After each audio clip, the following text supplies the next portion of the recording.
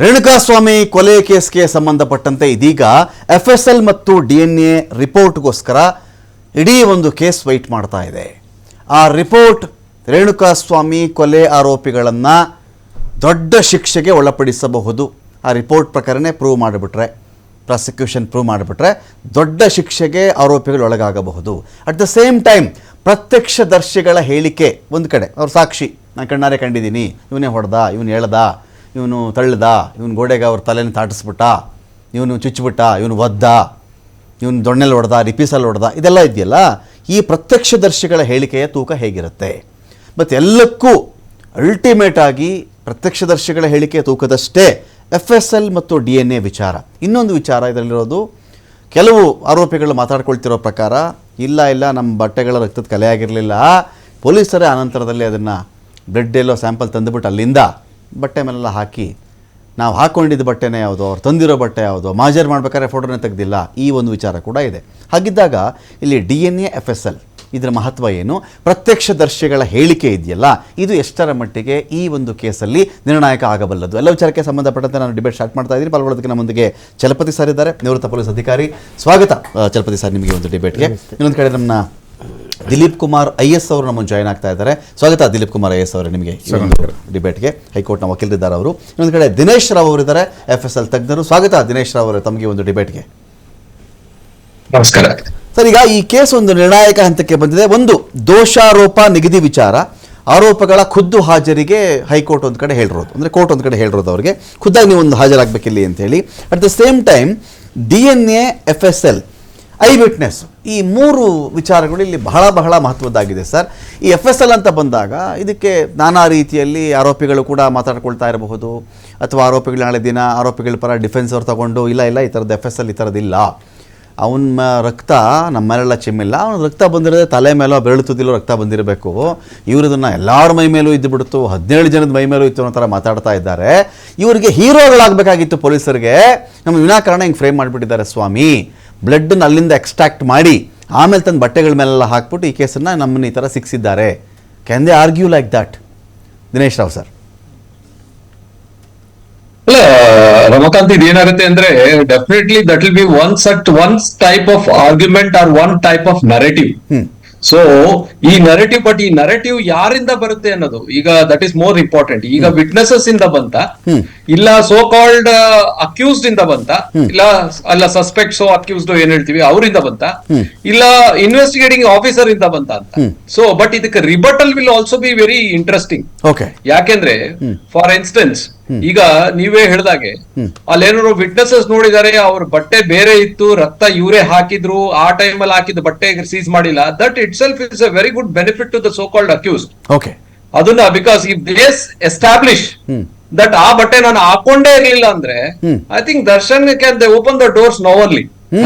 So this is how the whole takes. ಆಮೇಲೆ ಇನ್ನೊಂದು ಅಷ್ಟೇ ನೋಡಿ, with all our experiences with this murders, homicides and courts, ಈಗ mere presence of blood on the so called belongings of the accused ಅಂತೀವಿ, that doesn't establish the crime. Though it corroborates. ನಾವಿದೆ ನೋಡಿ ಎರಡು, ಒಂದು ಇಟ್ ಕೊರಾಬರೇಟ್ಸ್ ಅಂದ್ರೆ possibility. ಅದು ಕೊರಾಬರೇಷನ್ ಯಾವ ರೀತಿ ಇರ್ಬೋದು? For example, if there is a digital evidence, video ಇದೆ, that is a very good corroboration. ಇಲ್ಲ ವಿಟ್ನೆಸಸ್ ಹೇಳ್ತಾ ಇರೋದಕ್ಕೂ ಅದಕ್ಕೂ ತಾಳೆ ಇದೆ, it's a good corroboration. But ಇದೆಲ್ಲ absence of this, just mere presence of blood, absolutely that cannot be established that he is the person who is responsible for the crime. ನಾನು ಹಾಜರಿದ್ದಿದ್ದು ಹೌದು, ನಾನು ಆ ಸ್ಪಾಟ್ ಅಲ್ಲಿ ಇದ್ದಿದ್ದು ಹೌದು, ಏನೋ ಬೇರೆ ಕಾರಣಕ್ಕೆ ನಾನು ಅಲ್ಲಿ ಹೋಗಿದ್ದೆ ಇವರೆಲ್ಲ ಹೊಡಿತಾ ಇದ್ರು ನೋಡಿದೆ, ನನ್ನ ಫಿಟ್ ಮಾಡ್ಬಿಟ್ರೆ ಆಮೇಲೆ ಕೇಸಲ್ಲಿ ಆರ್ಗ್ಯೂ ಮಾಡ್ಬೋದಾ ಸರ್? ಅಲ್ಲ ರಮಕಾಂತ್, ಬರೇ ಅಷ್ಟೇ ಅಲ್ಲ, I can also tell another narrative. ಹೌದು, ಈ ಹುಡುಗರು ಹೊಡೆದ್ಬಿಟ್ಟಿದ್ರು, ನಾನು ರಕ್ಷಿಸಕ್ಕೆ ಹಾಸ್ಪಿಟಲ್ ಕರ್ಕೊಂಡು ಹೋಗಕ್ಕೆ ಪ್ರಯತ್ನ ಪಟ್ಟಾಗ ಮೈಮೇಲಾಗಿರ್ತಕ್ಕಂಥ ರಕ್ತದ ಕಲೆಗಳು ಅಂತ, that can be another type of narrative. So ಅವಾಗ the whole things will become more empathetic with the victim.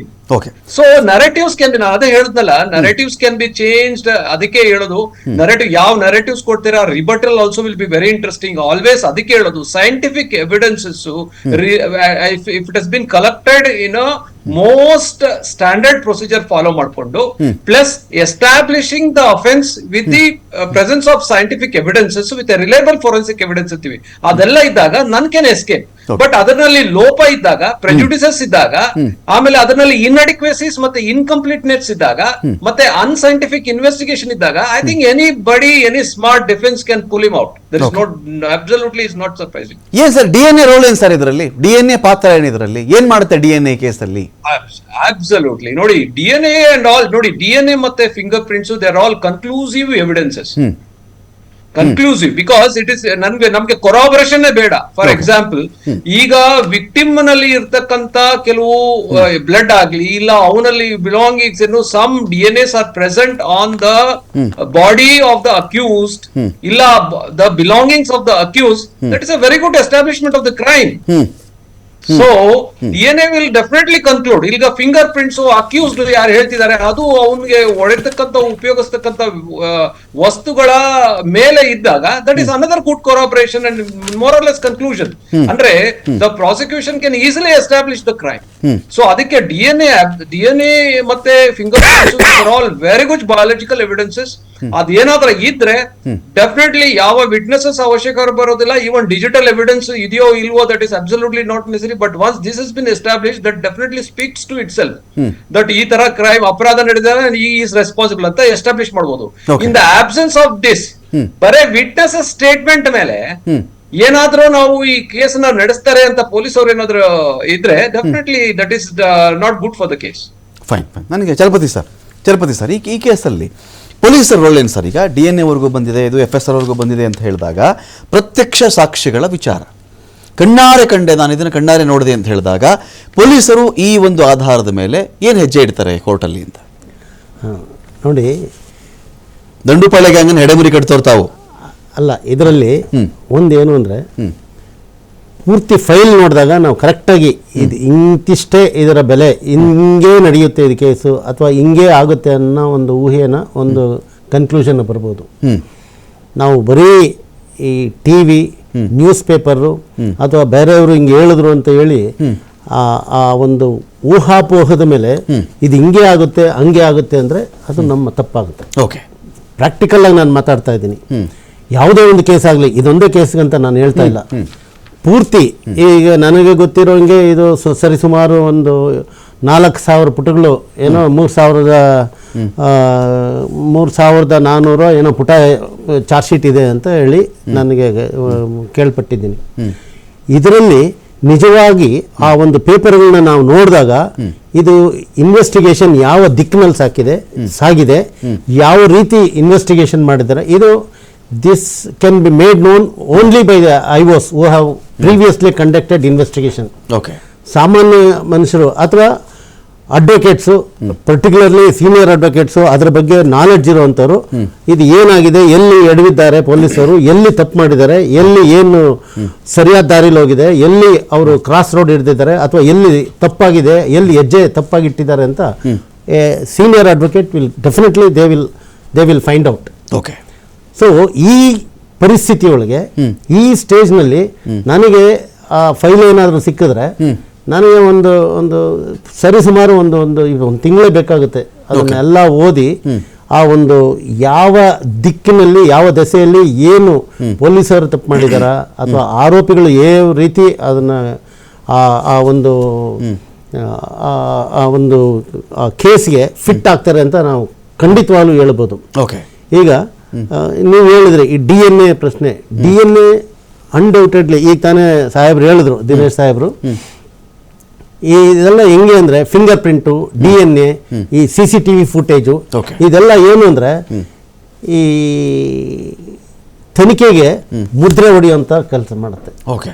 ಈಗ ನಾವೇನೋ ಒಂದು ಬಟ್ಟೆ ಎಲ್ಲ ಹಾಕಿ ಸೀಲ್ ಮಾಡಿ, ಅಥವಾ ಬಾಗಿಲಿಗೆ ಸೀಲ್ ಹಾಕ್ಬಿಟ್ಟು ಒಂದು ಮುದ್ರೆ ಹಾಕ್ತೀವಲ್ಲ, ಆ ಥರ ಮುದ್ರೆ ಹಾಕುವಂಥ ಇದು. ನೀವು ಬೀಗನೇ ಹಾಕ್ದಿರ ಮುದ್ರೆ ಹಾಕಿದ್ರೆ ಏನಾಗುತ್ತೆ? ಓಕೆ.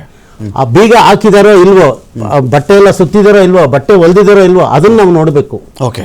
ನಾವು ಊಹಾಪೋಹದ ಮೇಲೆ ಮಾತಾಡಿದ್ರೆ ಅದು ನಾವೇನೋ ಈ ವಿತೌಟ್ ನೋಯಿಂಗ್ ಎನಿಥಿಂಗ್, ಯಾರ ಬಗ್ಗೆನೂ ಏನೋ ಅವ್ರನ್ನ ಕಾಮೆಂಟ್ ಮಾಡ್ದಂಗಾಗ್ಲಿ, ಅಥವಾ ಅವ್ರ ಬಗ್ಗೆ ವಿರುದ್ಧವಾಗಿ ಮಾತಾಡ್ದಾಗ್ಲಿ, ಅಥವಾ ಅವ್ರ ಪರವಾಗಿ ಮಾತಾಡ್ದಾಗ್ಲಿ, ಆ ರೀತಿಯ ಒಂದು ಭಾವನೆ ನನ್ನಲ್ಲಿ ಉಂಟಾಗುತ್ತೆ. ಈಗ ಸೊ ಈ DNA ಏನಾಗಿದೆ ಏನು ಅಂತ ನನಗೇನಾದ್ರೂ ಪೇಪರ್ ಸಿಕ್ಕಿದ್ರೆ ಖಂಡಿತ ನಾನು ಅದನ್ನ ಓದ್ಬಿಟ್ಟು ಯಾವ ರೀತಿ ಯಾವ ದಿಕ್ಕಿನಲ್ಲಿ ಏನಾಗಿದೆ ಅಂತ ಖಂಡಿತವಾಗ್ಲೂ ನಾವು ಅನಾಲಿಸಿಸ್ ಮಾಡ್ಬೋದು. ಏನೂ ನೋಡಿದಿರ ಬರೀ ಮಾಧ್ಯಮಗಳ ಪ್ರಚಾರ ಅಥವಾ ಪೇಪರ್ಗಳ ಪ್ರಚಾರ ಅಥವಾ ಸುದ್ದಿ ಒಬ್ರಿಗಿಂದ ಒಬ್ಬರಿಗೆ ಹರಡಿ ನಾವು ಅದರ ಬಗ್ಗೆ ಕನ್ಫ್ಯೂಷನ್ ಅಥವಾ ಹಿಂಗೆ ಆಗುತ್ತೆ ಹಂಗೆ ಆಗುತ್ತೆ ಅಂತ ಹೇಳೋದು ಅದು ಕಷ್ಟ ಆಗ್ತದೆ. ದಿಲೀಪ್ ಕುಮಾರ್ ಅವರು, ನನ್ನ ಪಾಯಿಂಟ್ ಏನಿದೆ ಅಂತ ಹೇಳಿದ್ರೆ, ಈಗ ಒಂದು 17 ಜನ ಅಂತ ಅಂದ್ಕೊಳ್ಳಿ ಸರ್, 17 ಜನ ದಿಲೀಪ್ ಕುಮಾರ್ ಇದರಲ್ಲಿ ಇದ್ದಾರೆ ಅಂತ ಬಂದಾಗ ಒಂದು 5 ಜನ ಹೊಡೆದಿರಬಹುದು, 10 ಜನ ಹೊಡೆದಿರಬಹುದು, ಇನ್ನೊಂದು 7 ಜನವೋ 6 ಜನವೋ ಹೊಡಿದೇ ಇದ್ದು ಆ ಗುಂಪಲ್ಲಿದ್ದಾರೆ, ಶೆಡ್ ಹತ್ರ ಬಂದಿದ್ದಾರೆ. ಅವರು ಪೊಲೀಸರಿಗೆ ಇನ್ಫಾರ್ಮ್ ಮಾಡಬೇಕಾ ಮಾಡಬಾರ್ದ ಗೊಂದಲಕ್ಕೆ ಬಿದ್ದರು. ಅವರು ಬಾಸನ್ನು ರಕ್ಷಣೆ ಮಾಡ್ಕೊಳ್ಬಾರ್ದ, ನಾವು ಬಾಸ್ ಪರ ಇದ್ರೆ ಏನಾಗುತ್ತೆ, ಬಾಸ್ ವಿರುದ್ಧ ಇದ್ರೆ ಏನಾಗುತ್ತೆ, ಅಥವಾ ಬಾಸ್ ಹೇಳ್ದಂಗೆ ಮಾಡಿದ್ರೆ ಏನಾಗುತ್ತೆ, ಈ ಗೊಂದಲದಲ್ಲಿದ್ದವ್ರಿಗೂ ಎಲ್ರಿಗೂ ಒಂದೇ ಥರ ಶಿಕ್ಷಣ ಇಲ್ಲಿ ಎಲ್ರಿಗೂ 17 ಜನ ಈ ಸ್ಪಾಟಲ್ಲಿ ಇದ್ರಿ 17 ಜನ ಶಿಕ್ಷೆ ತಗೊಂಡು ಹೋಗಿ, ಆ ಥರನ ಇದು ನೋಡಿ. ಇವಾಗ ಚಾರ್ಜ್ ಏನು ಫ್ರೇಮ್ ಮಾಡ್ತಾರೆ, ಚಾರ್ಜ್ ಫ್ರೇಮ್ ಮಾಡ್ಬೇಕಾದ್ರೆ ಪ್ರತಿಯೊಬ್ಬ ಅಪರಾಧಿ ಅವನು ಏನೇನು ಅಪರಾಧಕ್ಕೆ ಒಳಪಟ್ಟು ಅವನಿಗೆ ಯಾವ್ಯಾವ ಸೆಕ್ಷನ್ ಅಪ್ಲೈ ಆಗುತ್ತೆ ಅಂತ ಹೇಳ್ಬಿಟ್ಟು ನ್ಯಾಯಾಧೀಶರು ಅದನ್ನ ಓದ್ಬಿಟ್ಟು ಹೇಳ್ತಾರೆ. ಫಾರ್ ಎಕ್ಸಾಂಪಲ್ 1ನೇ ಆರೋಪಿತೆ ಆದ ನೀನು, ಸೊ ಇಂಥವ್ರು ಇಷ್ಟು ಆರೋಪಿತರಿಂದ ಸೇರಿಕೊಂಡು ನೀವು ಕಾನ್ಸ್ಪಿರಸಿ ಮಾಡಿ ಸಮಾನ ಉದ್ದೇಶದಿಂದ ಕೊಲೆ ಮಾಡುವ ಉದ್ದೇಶದಿಂದನೋ ಅಥವಾ ಹಲ್ಲೆ ಮಾಡೋ ಉದ್ದೇಶದಿಂದನೋ, ಸೊ ಯಾವ ದಿನಾಂಕದಿಂದ ಯಾವ ದಿನಾಂಕದವರೆಗೆ ನೀವು ಒಂದು ಕಾನ್ಸ್ಪಿರಸಿ ಮಾಡ್ಕೊಂಡ್ರಿ, ಯಾವ ರೀತಿ ಒಬ್ಬ ನೀವು ಆ ವಿಕ್ಟಿಮ್ನ ಅಲ್ಲಿಂದ ಇಲ್ಲಿಗೆ ನೀವು ಕರ್ಕ ಬಂದ್ರಿ, ಅದಕ್ಕೆ ಯಾವ್ಯಾವ ವಸ್ತುಗಳನ್ನ ನೀವು ಬಳಸಿದ್ರಿ, ನೀವು ಕರ್ಕ ಬಂದಾದ್ಮೇಲೆ ನಿಮ್ಮ ಉದ್ದೇಶ ಏನಿತ್ತು, ನೀವು ಯಾವ ರೀತಿ ಹಲ್ಲೆ ಮಾಡಿದ್ರಿ, ಸೊ ಅವನು ಯಾವ ರೀತಿ ಮೃತಪಟ್ಟ ಆದ್ಮೇಲೆ ಸತ್ತಂತ ವ್ಯಕ್ತಿನ ತಾವು ಅಂದ್ರೆ ಈ ಡಿಸಪರೆನ್ಸ್ ಆಫ್ ಎವಿಡೆನ್ಸ್ ಅಂತ ಹೇಳ್ತಾರೆ. ಸೊ ಈ ಸಾಕ್ಷ್ಯನ ನಾಶ ಮಾಡ್ಲಿಕ್ಕೆ ಯಾವ ತರ ಬಾಡಿನ ತಾವು ಡಿಸ್ಪೋಸ್ ಮಾಡ್ಲಿಕ್ಕೆ ಪ್ರಯತ್ನ ಪಟ್ರಿ, ಕೊನೆಗೆ ಯಾವ ತರ ತಾವು ಸಿಗಾಕೊಂಡ್ರಿ ಅಂತ ಹೇಳ್ಬಿಟ್ಟು. ಸೊ ಈ ಬಿಗಿನಿಂಗ್ ಇಂದ ಎಂಡ್ವರೆಗೂ ಕೆಲವ್ರದ್ದು ಕಂಟಿನ್ಯೂಸ್ ರೋಲ್ ಇದೆ, from the beginning till end. Okay, ಕೆಲವ್ರದ್ದು ಆ ಪಾತ್ರ ಮಾಡ್ಬಿಟ್ಟು ಅವರು ಹೋಗೋ ಪ್ರಯತ್ನ ಮಾಡ್ತಾರೆ, ಈ ವೆಬ್ ಅಲ್ಲಿ ಸಿಗಾಕೊಂಡಿದ್ದಾರೆ. ಸೊ ಹಾಗಾಗಿ ಅವರವರ ಪಾತ್ರ ರೋಲ್ ಏನಿದೆ ಈ ಕೇಸಲ್ಲಿ ಸಂಬಂಧಪಟ್ಟಂಗೆ ಸಂಬಂಧಪಟ್ಟಂಗೆ ಯಾವ್ದು ಕಾಯ್ದೆಗಳು ಅಪ್ಲೈ ಆಗುತ್ತೋ ಅದನ್ನ ಚಾರ್ಜ್ ಅಲ್ಲಿ ಫ್ರೇಮ್ ಮಾಡೋಂಥದ್ದು ಇವಾಗ ಇರ್ತಕ್ಕಂಥ. ಫೈನ್. ದಿನೇಶ್ ರಾವ್ ಸರ್, ನಿಮಗೊಂದು ಕ್ವಶನ್ ಇರುತ್ತೆ ಇಲ್ಲಿ ಸರ್. ಈಗ ಈ ಒಂದು ಕೇಸಲ್ಲಿ ಕಿಡ್ನ್ಯಾಪ್ ಮಾಡ್ಕೊಂಡು ಬಂದರು, ಈ ಕಡೆ ಒಂದು ಶೆಡ್ಗೆ ಕರ್ಕೊಂಡು ಹೋದರು, ದರ್ಶನ್ ಎಂಟ್ರಿ ಆದರು, ಆಮೇಲೆ ಅಲ್ಲಿ ಎಲ್ಲರೂ ಸೇರ್ಕೊಂಡು ಹೊಡೆದ್ರು, ದರ್ಶನ್ ಆಮೇಲೆ ಪಟ್ಟಣಗೆರೆ ಜಯಣ್ಣನ ಮನೆಯವರೆಗೂ ಬಂದರು, ಅಲ್ಲೊಂದು ಅರ್ಧ ಗಂಟೆನೋ 1 ಗಂಟೆನೋ ಇದ್ದರು, ಮನೆಗೆ ಬಂದುಬಿಟ್ರು, ಆಮೇಲೆ ಸಾವು ಬಗ್ಗೆ ಗೊತ್ತಾಯಿತು. ಈ ಥರದ್ದೆಲ್ಲ ಒಂದಷ್ಟು ವಿಷಯ ಇದೆ ಸರ್. ನಾನು ಹೇಳೋದು ಕಿಡ್ನ್ಯಾಪ್ ಆಗಿದೆ ಎನ್ನುವುದರಲ್ಲಿ DNA ಅಥವಾ FSL ಏನು ಹೇಳುತ್ತೆ, ಶೆಡ್ಗೆ ಬಂದರು DNA FSL ಏನು ಹೇಳುತ್ತೆ, ಆ ಒಂದು ವಿಚಾರ ಏನು ಹೇಳಬೇಕು. ಇನ್ನೊಂದು ಕಡೆ ಹೊಡೆದ್ರು, ರಕ್ತದ ಗುರುತುಗಳು ಎಲ್ಲ ಕಡೆ ಇತ್ತು, ಬಟ್ಟೆಗಳ ಮೇಲೆ, ಚಪ್ಪಲಿ ಮೇಲೆ ಇತ್ತು, ಶೂ ಮೇಲೆ ಇತ್ತು. ಇದೊಂದು ಚಪ್ಪಲಿ ಹೊಡೆದಿದ್ದಾರೆ, ರಿಪೀಸಲ್ಲಿ ಹೊಡೆದಿದ್ದಾರೆ, ಹಗ್ಗದಲ್ಲಿ ಹೊಡೆದಿದ್ದಾರೆ, ಬೆಲ್ಟ್ ಬಿಚ್ಕೊಂಡು ಹೊಡೆದಿದ್ದಾರೆ, ಮೆಗ್ಗರಲ್ಲಿ ಶಾಕ್ ಕೊಟ್ಟಿದ್ದಾರೆ. ಈ ವಿಚಾರಗಳೆಲ್ಲ ಇದೆಯಲ್ಲ ಸರ್, ಇದರಲ್ಲಿ DNA FSLನ ರಿಪೋರ್ಟ್ ಎಷ್ಟು ಮಹತ್ವ ಆಗುತ್ತೆ ಪೊಲೀಸರಿಗೆ ಈ ಒಂದು ಕೇಸನ್ನು ಪ್ರೂವ್ ಮಾಡೋ ದೃಷ್ಟಿಯಿಂದ ಅಂತ? ನೋಡಿ, ಈಗ ನೀವು ಹೇಳಿದ್ರಲ್ಲ, ನೋಡಿ ಇದೆಲ್ಲ ಒಂದು ನರೇಟಿವ್. ಈಗ ನರೇಟಿವ್ ಮೇ ಬಿ ಅಲ್ಲಿರ್ತಕ್ಕಂತ ಇವ್ರ ವಿಟ್ನೆಸಸ್ ಇಂದ ಬಂದಿದ್ಯೋ ಇಲ್ಲ ಪೊಲೀಸ್ ಕಡೆಯಿಂದ ಬಂದಿದ್ಯೋ, ಆ ನರೇಟಿವ್ಗೆ ಕೊರಾಬರೇಟ್ ಮಾಡ್ಲಿಕ್ಕೆ ಏನಾದ್ರೂ ವಿಟ್ನೆಸಸ್ ಇದಾರಾ? ಫಾರ್ ಎಕ್ಸಾಂಪಲ್ ಇವ್ರು ಹೇಳ್ತಾರೆ ಇವರು ರಿಪೀಸ್ ನಲ್ಲಿ ಓಡಿದ್ರು ಅಂತ ಹೇಳ್ತಾರೆ. ರಿಪೀಸ್ ನಲ್ಲಿ ಓಡಿದಾಗ ನೋಡಿರೋರು ಯಾರು? ಚಾರ್ಜ್ ಶೀಟ್ ನಲ್ಲಿ ಬರ್ದಿರ್ಬೋದು ಇವ್ರು ಹೊಡೆದಿದ್ದಾರೆ, ಮಾಡಿದ್ದಾರೆ, ಅದನ್ನ ನೋಡಿರೋರು ಯಾರು? ಆಯ್ತು, ದಟ್ ಈಸ್ ನಂಬರ್ 1. ಎರಡನೇದು, ರಿಪೀಸ್ ಇಂದ ಆಗಿರ್ತಕ್ಕಂಥ ಗಾಯ ಬಾಡಿ ಮೇಲೆ ಇದೆಯಾ? That is number 2. ಆಮೇಲೆ ಮೂರನೇದು, ರಿಪೀಸ್ ಇಂದ ಆಗಿರ್ತಕ್ಕಂಥ ಗಾಯ ಏನಾದ್ರೂ ಇದ್ದಲ್ಲಿ ಅದರಿಂದ ಏನಾದ್ರೂ ಸಾವು ಸಂಭವಿಸಿದ್ಯಾ? That is number 3. So all these things should be consistent.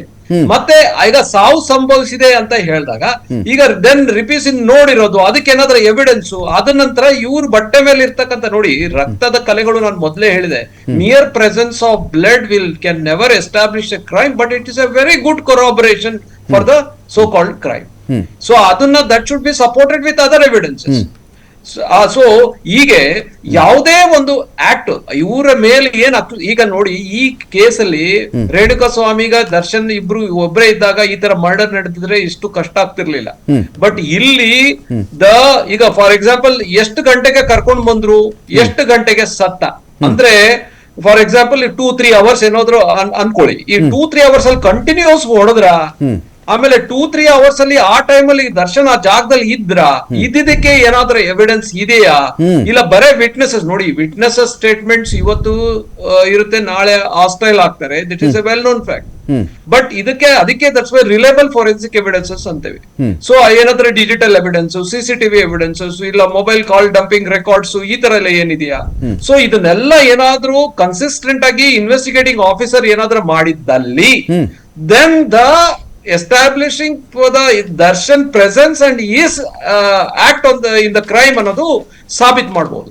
But ಇದೆಲ್ಲ ಇಲ್ಲದೆ ಇದ್ದಾಗ to establish that he has done the crime ಅನ್ನೋದು I think it will be a uphill task. It is not that easy. ಇವ್ರ narratives ಏನೇ ಹೇಳ್ಬೋದು. ಈಗ ನಿಮ್ ಮುಂಚೆನೆ ಒಂದು ಉಲ್ಲೇಖ ಮಾಡಿದ್ರಿ, ಅವ್ರ ಶರ್ಟ್ ಆ ಟೈಮ್ ಹಾಕೇ ಇರ್ಲಿಲ್ಲ, ಅದಕ್ಕೆ ಇವ್ರ ಬಟ್ಟೆ ಲೇಪ ಮಾಡಿದ್ರು. ಈಗ ನೋಡಿ, this is not something new, it is also known fact in ನಾವು ನೋಡಿದೀವಿ, ನಾವು ಬಟ್ ಒನ್ ಥಿಂಗ್ ಅಷ್ಟು ಇಲ್ಲದೆ ಇದ್ದಾಗ ಈ ರೀತಿ this is the type of evidence collection which has been adopted by the so called investigating officer. I think ಎಲ್ಲ ಜವಾಬ್ದಾರಿ ಅವ್ರು ತಗೊಳ್ಬೇಕಾಗತ್ತೆ ಫೇಲ್ಯೂರ್ ಆಫ್ ಇನ್ವೆಸ್ಟಿಗೇಷನ್ಗೆ. ಬಟ್ ಡೆಫಿನೆಟ್ಲಿ ಈ ತರ ಇದ್ರೆ it will be big advantage to the accuse. Sir, ಕೊಲೆ ಅನ್ನೋ ವಿಚಾರ ಸರ್ ಕನ್ಸಿಡರ್ ಆಗಬೇಕು ಅಂದ್ರೆ ಕೋರ್ಟಲ್ಲಿ ಇವನೇ ಕೊಲೆ ಮಾಡಿದ್ದಾನೆ, ಈ ಇಬ್ಬರೇ ಕೊಲೆ ಮಾಡಿದ್ದಾರೆ, ಈ ಮೂವರೇ ಕೊಲೆ ಮಾಡಿದ್ದಾರೆ, ಇದಕ್ಕೆ ಬೇಕಾಗುವಂಥ ವೈಜ್ಞಾನಿಕ ಸಾಕ್ಷ್ಯಗಳು ಯಾವ್ಯಾವು? ಈಗ ಇಲ್ಲ 5 ಜನನು ಹೊಡೆದಿರಬಹುದು, 6 ಜನನು ಹೊಡೆದಿರಬಹುದು, ದರ್ಶನ್ ಹಲ್ಲೆ ಮಾಡಿರಬಹುದು. ದರ್ಶನ್ ಹಲ್ಲೆ ಮಾಡಿದ್ದಕ್ಕೆ ಸತ್ತಿದ್ದೀವನು, ಇವನು ಹೊಡೆದಿದ್ದಕ್ಕೆ ಸತ್ತಿದ್ದು, ಯಾರೋ ವಿನಯ್ ಹೊಡೆದಿದ್ದಕ್ಕೆ ಸತ್ತಿದ್ದು, ಇನ್ಯಾರೋ ಜಗ್ಗ ಹೊಡೆದಿದ್ದಕ್ಕೆ ಸತ್ತಿದ್ದು, ಅನುಕುಮಾರ್ ಹೊಡೆದಿದ್ದಕ್ಕೆ ಸತ್ತಿದ್ದು. ಇದನ್ನ ಕೋರ್ಟಲ್ಲಿ ಸರ್ ಏನೋ ಡೇಟ್ ಹಾಕಿದ್ವಿ ಸರ್, ಅಷ್ಟೇ, ಯಾರಿಗೂ ಸಾಯಿಸೋ ಉದ್ದೇಶ ಇರಲಿಲ್ಲ, ನಾವು ಆಮೇಲೆ ಆಚೆನೆ ಬಂದ್ಬಿಟ್ವಿ, ಆಮೇಲೆ ಅದು ಎಷ್ಟೋ ಗಂಟೆಗಳಾದ್ಮೇಲೆ ಇನ್ಯಾರೋ ಉಳಿದಿದ್ದರು ಹೊಡೆದಿರಬಹುದು, ಅವ್ರು ಹೊಡೆದು ಸತ್ತೋಗಿದ್ದಕ್ಕೆ ನಾನು ಸ್ಟಾರ್ಟಿಂಗಲ್ಲಿ ಒಂದು ಸಣ್ಣ ರಿಪೀಸ್ ತಗೊಂಡು ಹಗ್ಗ ತಗೊಂಡು ಹೊಡೆದು ಬಿಟ್ಟಿದ್ದೆ, ಅದಕ್ಕೆ ನನ್ನ ತಗೊಂಡು ಕೊಲೆ ಮೇಲೆ ಹಾಕ್ಬಿಟ್ಟಿದಾರಲ್ಲ ಸರ್, ಕೊಲೆ ಮಾಡೋ ಉದ್ದೇಶ ಇದೆಯಾ? ನಾನೊಬ್ಬ ಸ್ಟಾರ್ ನಟ ಇದ್ದೀನಿ, ನಾನೇ ಕೊಲೆ ಮಾಡಲಿ, ನನಗೊಂದು ಫ್ಯೂಚರ್ ಇರಲಿಲ್ವಾ? They may argue like that sir. ಅದಕ್ಕೆ ನನ್ನ ಪಾಯಿಂಟು, ಇವ್ನು ಹೊಡೆದಿದ್ದಕ್ಕೆ ಸತ್ತ ಅಂತ ಹೇಳೋದಂಗೆ ನಾವು ಅಂತ. Absolutely sir, right point. ನೋಡಿ, ಐ ಥಿಂಕ್ ಅಲ್ಲಿ ನಮ್ಮ ಪೊಲೀಸ್ ಸಾಹೇಬ್ರಿದ್ದಾರೆ, ವಕೀಲರಿದ್ದಾರೆ, ಇವ್ರಿಗೆಲ್ಲ I think it's a well known fact. Always any crime the narration from the investigating officer is one narration, ಆಮೇಲೆ ಅಕ್ಯೂಸ್ಡ್ ಇಂದ ಇನ್ನೊಂದು ನರೇಷನ್, ಮತ್ತೆ ಲೀಗಲಿ ನಾವು counsel will dictate certain statements to be made, that is actual narrative which holds good in the court. But the real fact ಏನಾಗಿದೆ, that narration will never come up. It will be a total chain of misinterpretation and misinformation. So this is what happens in most of the crimes. So ee case allantu I am telling you, the real fact can never come out. Okay. It is more dominated by misinformation and misinterpretation, which added with the investigating officer's failure. Okay. But idu nanage ee case nalli tumba dominate ಆಗಿ ಕಾಣಿಸುತ್ತೆ. ಈ ಸ್ಟೆಲ್ಲ confusion ಅಲ್ಲಿ I am very sure Darshan will have an advantage, but it is not that easy to establish. I mean, even ಇದೆಲ್ಲ ಇಲ್ಲದೆ ಇದ್ದಾನೆ ಅಂತ ನಾವು ಅನ್ಕೊಂಡ್ರು it is not that easy. ಈ ತರ ಸುಮಾರು ಜನ ಇರೋ ಜಾಗದಲ್ಲಿ, ಆಮೇಲೆ ಇವ್ರ presence for very short term, ಆಮೇಲೆ the type of death which has been the injuries ಅವನ ಮೇಲೆ ರಿಪೋರ್ಟ್ ಆಗಿದೆ, ಟು ಎಸ್ಟಾಬ್ಲಿಷ್ ಮಲ್ಟಿಪಲ್ ಇಂಜುರೀಸ್ ಇದೆ and all are blunt injuries. So ಇದೆಲ್ಲ ಇದ್ದಾಗ, ಸೊ ಅದನ್ನಲ್ಲಿ ಇವರೇ ಯಾವ ಗಾಯಕ್ಕೆ ರೆಸ್ಪಾನ್ಸಿಬಲ್, ಇಫ್ ದಟ್ ಗಾಯ that has resulted in fatality, ಅದನ್ನೆಲ್ಲ ಎಸ್ಟಾಬ್ಲಿಷ್ ಮಾಡೋದು ಕೋರ್ಟ್ ಅಲ್ಲಿ ಅಷ್ಟು ಸುಲಭ ಅಲ್ಲ. So I think this will be also very interesting to observe the trial process. But ಎಲ್ಲದಕ್ಕಿಂತ ನಾವು ನಮ್ಮ ಪೊಲೀಸ್ ಸಾಹೇಬ್ರು ಹೇಳಿದಾಗೆ ಈ ಚಾರ್ಜ್ ಶೀಟ್ ಅಲ್ಲಿ ಆಕ್ಚುಲಿ ಯಾವ ರೀತಿ ಉಲ್ಲೇಖ ಮಾಡಿದ್ದಾರೆ, I think that itself we can interpret a lot and see how much what is the role of Darshan ಅಂತ. ಸೊ ಐ ಥಿಂಕ್ ಕಾದ್ ನೋಡ್ಬೇಕು. ಫೈನ್. ಈಗ ಜಲಪತಿ ಸರ್, ಇಂಥ ಕೇಸ್ಗಳಲ್ಲಿ ಸರ್ ಈಗ ಎಷ್ಟು ವಿಟ್ನೆಸ್ ಅನ್ನು ಕೇಳಿದ್ರು ಇದರಲ್ಲಿರೋ ನಾವು ಸರ್ ಈ ಚಾರ್ಜ್ ಶೀಟಲ್ಲೋ ಈ ಸಾಕ್ಷ್ಯ ಹೇಳಿಕೆಗಳಲ್ಲೋ ಗಮನಿಸಿದಾಗ ದರ್ಶನ್ ಹೊಡೆದಿರೋದು ನಿಜ, ಹೊಡೆದ್ರು ದರ್ಶನ್ ಕೊಂದಿದ್ದು ನಿಜಾನ ಅಂತ ಕೇಳಿದಾಗ ಅದೇ ಉತ್ತರ ಬಂದಿಲ್ಲ. ಹೊಡೆದ್ರು, ಸತ್ತೋದ್ರು. ಆಮೇಲೆ ಸತ್ತೋದ್ರು. 1 ಅವರ್ ಆದ್ಮೇಲೆ ಸತ್ತೋಗಿರ್ಬೋದು, 2 ಅವರ್ ಆದ್ಮೇಲೆ ಸತ್ತೋಗಿರ್ಬೋದು. ದರ್ಶನ್ ಹೋದ್ಮೇಲೂ ಇನ್ಯಾರೋ ಹೊಡೆದಿರಬಹುದು. ದರ್ಶನ್ ಆ ಸೀನ್ಗೆ ಎಂಟ್ರಿ ಹಾಕಿ ಮುಂಚೆನೂ ಬಾಸನ್ನು ಮೆಚ್ಚೋಕ್ಕೋಸ್ಕರವಾಗಿ ಹೊಡೆದಿರಬಹುದು. ಕೊಲೆಗಾರ ಯಾರಿದ್ರಲ್ಲ ಹಾಗಾದ್ರೆ? ಎಲ್ಲರನ್ನೂ ಫಿಟ್ ಮಾಡಿಬಿಡ್ತೀರಾ? ನೀವೆಲ್ಲ ಸಂದರ್ಭದಲ್ಲಿ ಇದ್ರಿ, ನೀವೆಲ್ಲ ಫಿಟ್ಟು. ಇದು ದೊಂಬಿ ಥರನಾ? ನೋಡಿ, ಈ ಕೋರ್ಟ್ ಅನ್ನೋದು ಒಂದು ದೊಡ್ಡ ಸೂಕ್ಷ್ಮವಾದ ಜರಡಿ ಇದ್ದಂಗೆ. ಆ ಜರಡಿಲಿ ಇಡೀ ಕೇಸ್ನ ಎಲ್ಲ ವಿಟ್ನೆಸ್ಗಳು, ಎಲ್ಲ ಆರೋಪಿತರನ್ನು ಎಲ್ಲ ಇದನ್ನ ಹಾಕಿ ಜರಡೆ ಹಿಡಿತಾರೆ.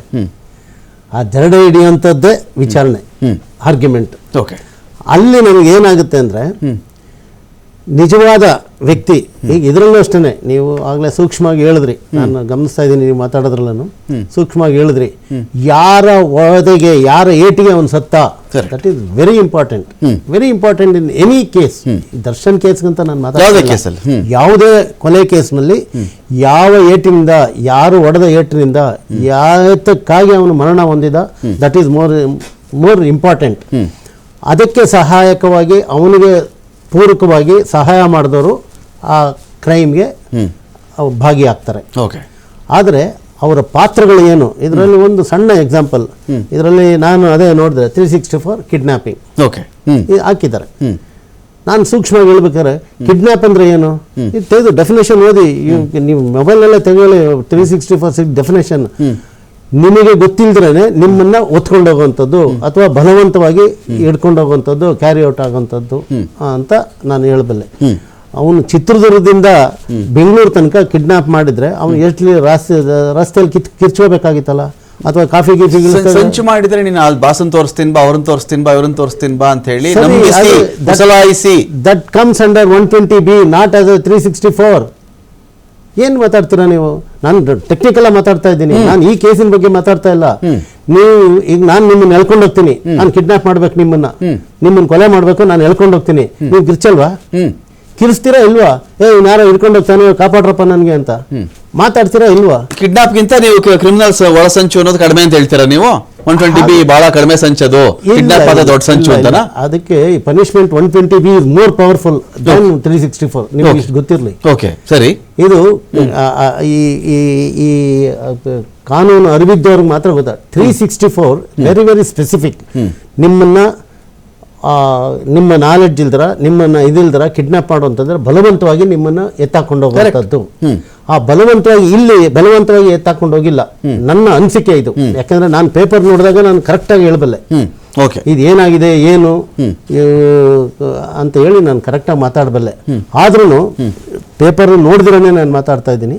ಈವನ್ ನೀವು ಒಂದು ಸೂಕ್ಷ್ಮವಾದ ಪ್ರಶ್ನೆ ಕೇಳಿದ್ರಿ, ಯಾರ ಏಟಿನಿಂದ ಅವನು ಸತ್ತ, ಅದು ತುಂಬಾ ಇಂಪಾರ್ಟೆಂಟ್ ಈ ಕೇಸ್ನಲ್ಲಿ. ಯಾರ ಏಟ್ನಿಂದ, ಯಾರು ಹೊಡೆದ್ರು, ಒಬ್ರು ಹೊಡೆದ್ರು, ಇಬ್ರು ಹೊಡೆದ್ರು, 3 ಜನ ಹೊಡೆದ್ರು, 5 ಜನ ಹೊಡೆದ್ರು, ಯಾರ ಏಟಿನಿಂದ ಅವನು ಸತ್ತ. ಈವನ್ ನಮ್ಮ ಡೆತ್ ಸರ್ಟಿಫಿಕೇಟ್ ಕೊಟ್ಟಾಗನು ಇಂಥ ಕಾರಣಕ್ಕೆ ಅವನು ಸತ್ತ ಅಂತ ಬಂದಿರುತ್ತೆ. ನಾನು ಅದಕ್ಕೆ ಹೇಳಿದ್ದು, ಆಂತರಿಕ ರಕ್ತಸ್ರಾವ ಏಟುಗಳ ಪರಿಣಾಮದಿಂದಾಗಿ ಅವನು ಮೃತಪಟ್ಟ, ಹೃದಯಾಘಾತ ಆಯ್ತು ಅವನಿಗೆ, ಲಾಸ್ಟ್ ಅದು ಅಲ್ಲ. ನೀವು ಒಂದು ಹೇಳ್ತೀನಿ, ಡೆತ್ ಸರ್ಟಿಫಿಕೇಟ್ ಬಂದ ತಕ್ಷಣ ಯಾವ ಐವನು ನಾನು ಆಸ್ ಅ ಐವೋ ನಾನೇನು ಸುಮ್ಮನೆ ಏನು ಅವ್ರು ಕೊಟ್ಟರು ಅಂತೇಳಿ ನಾವು ಬಡ್ಕೊಳಲ್ಲ. ಸ್ವಾಮಿ ಇಂತಿಂಥ ಗಾಯ ಬಿದ್ದಿದೆ ಅಂತ ಹೇಳಿದಿರಾ, ಅವ್ನು ಯಾವ ಕಾರಣದಿಂದ ಸತ್ತಿದ್ದಾನೆ ನಮಗೆ ಒಪಿನಿಯನ್ ಕೊಡಿ ಕೇಳ್ತೀರಾ? ಹೌದು, ನಾವು ವೆಪನ್ಗಳೆಲ್ಲ ಕಳಿಸ್ತೀವಿ, ಚಾಕು ಇರ್ಬೋದು, ದೊಣ್ಣೆ ಇರ್ಬೋದು, ಏನೇನಿದೆಯೋ ಅದನ್ನೆಲ್ಲ ಕಳಿಸಿ ಅದನ್ನ ಹೇಳ್ತೀನಿ ಒಪಿನಿಯನ್. ಇದರಿಂದ ಆ ಗಾಯ ಹೊಡಿಲಿಕ್ಕೆ ಸಾಧ್ಯನಾ? ಈ ಮಚ್ಚೇಟು ಅಥವಾ ಈ ಚಾಕು ಏಟು ಅಥವಾ ಈ ರಿಪೀಸ್ ಏಟ್ನಿಂದ ಆ ಗಾಯ ಆಗ್ಲಿಕ್ಕೆ ಸಾಧ್ಯನಾ ಅಂತ ನಾವು ಕೇಳ್ತೀವಿ, ಸ್ಪೆಸಿಫಿಕ್ ಒಪಿನಿಯನ್ ಕೇಳ್ತೀವಿ. ಅವರು ಅದನ್ನೆಲ್ಲ ಅನಾಲಿಸಿಸ್ ಮಾಡಿ, ಹೌದು ಈ ರಿಪೀಸಿಂದ ಹೊಡೆದಿರೋದಕ್ಕೇನೆ ಇಂಥ ಗಾಯ ಆಗಿ ಅವ್ನು ಇಂಥ ಪ್ರಾಣ ಹೋಗಿದೆ, ಅಥವಾ ಈ ಚಾಕುವಿಂದ ಚುಚ್ಚಿರೋದಕ್ಕೆ ಇಂಥ ಪ್ರಾಣ ಹೋಗಿದೆ ಅಂತ ಆಗುತ್ತೆ.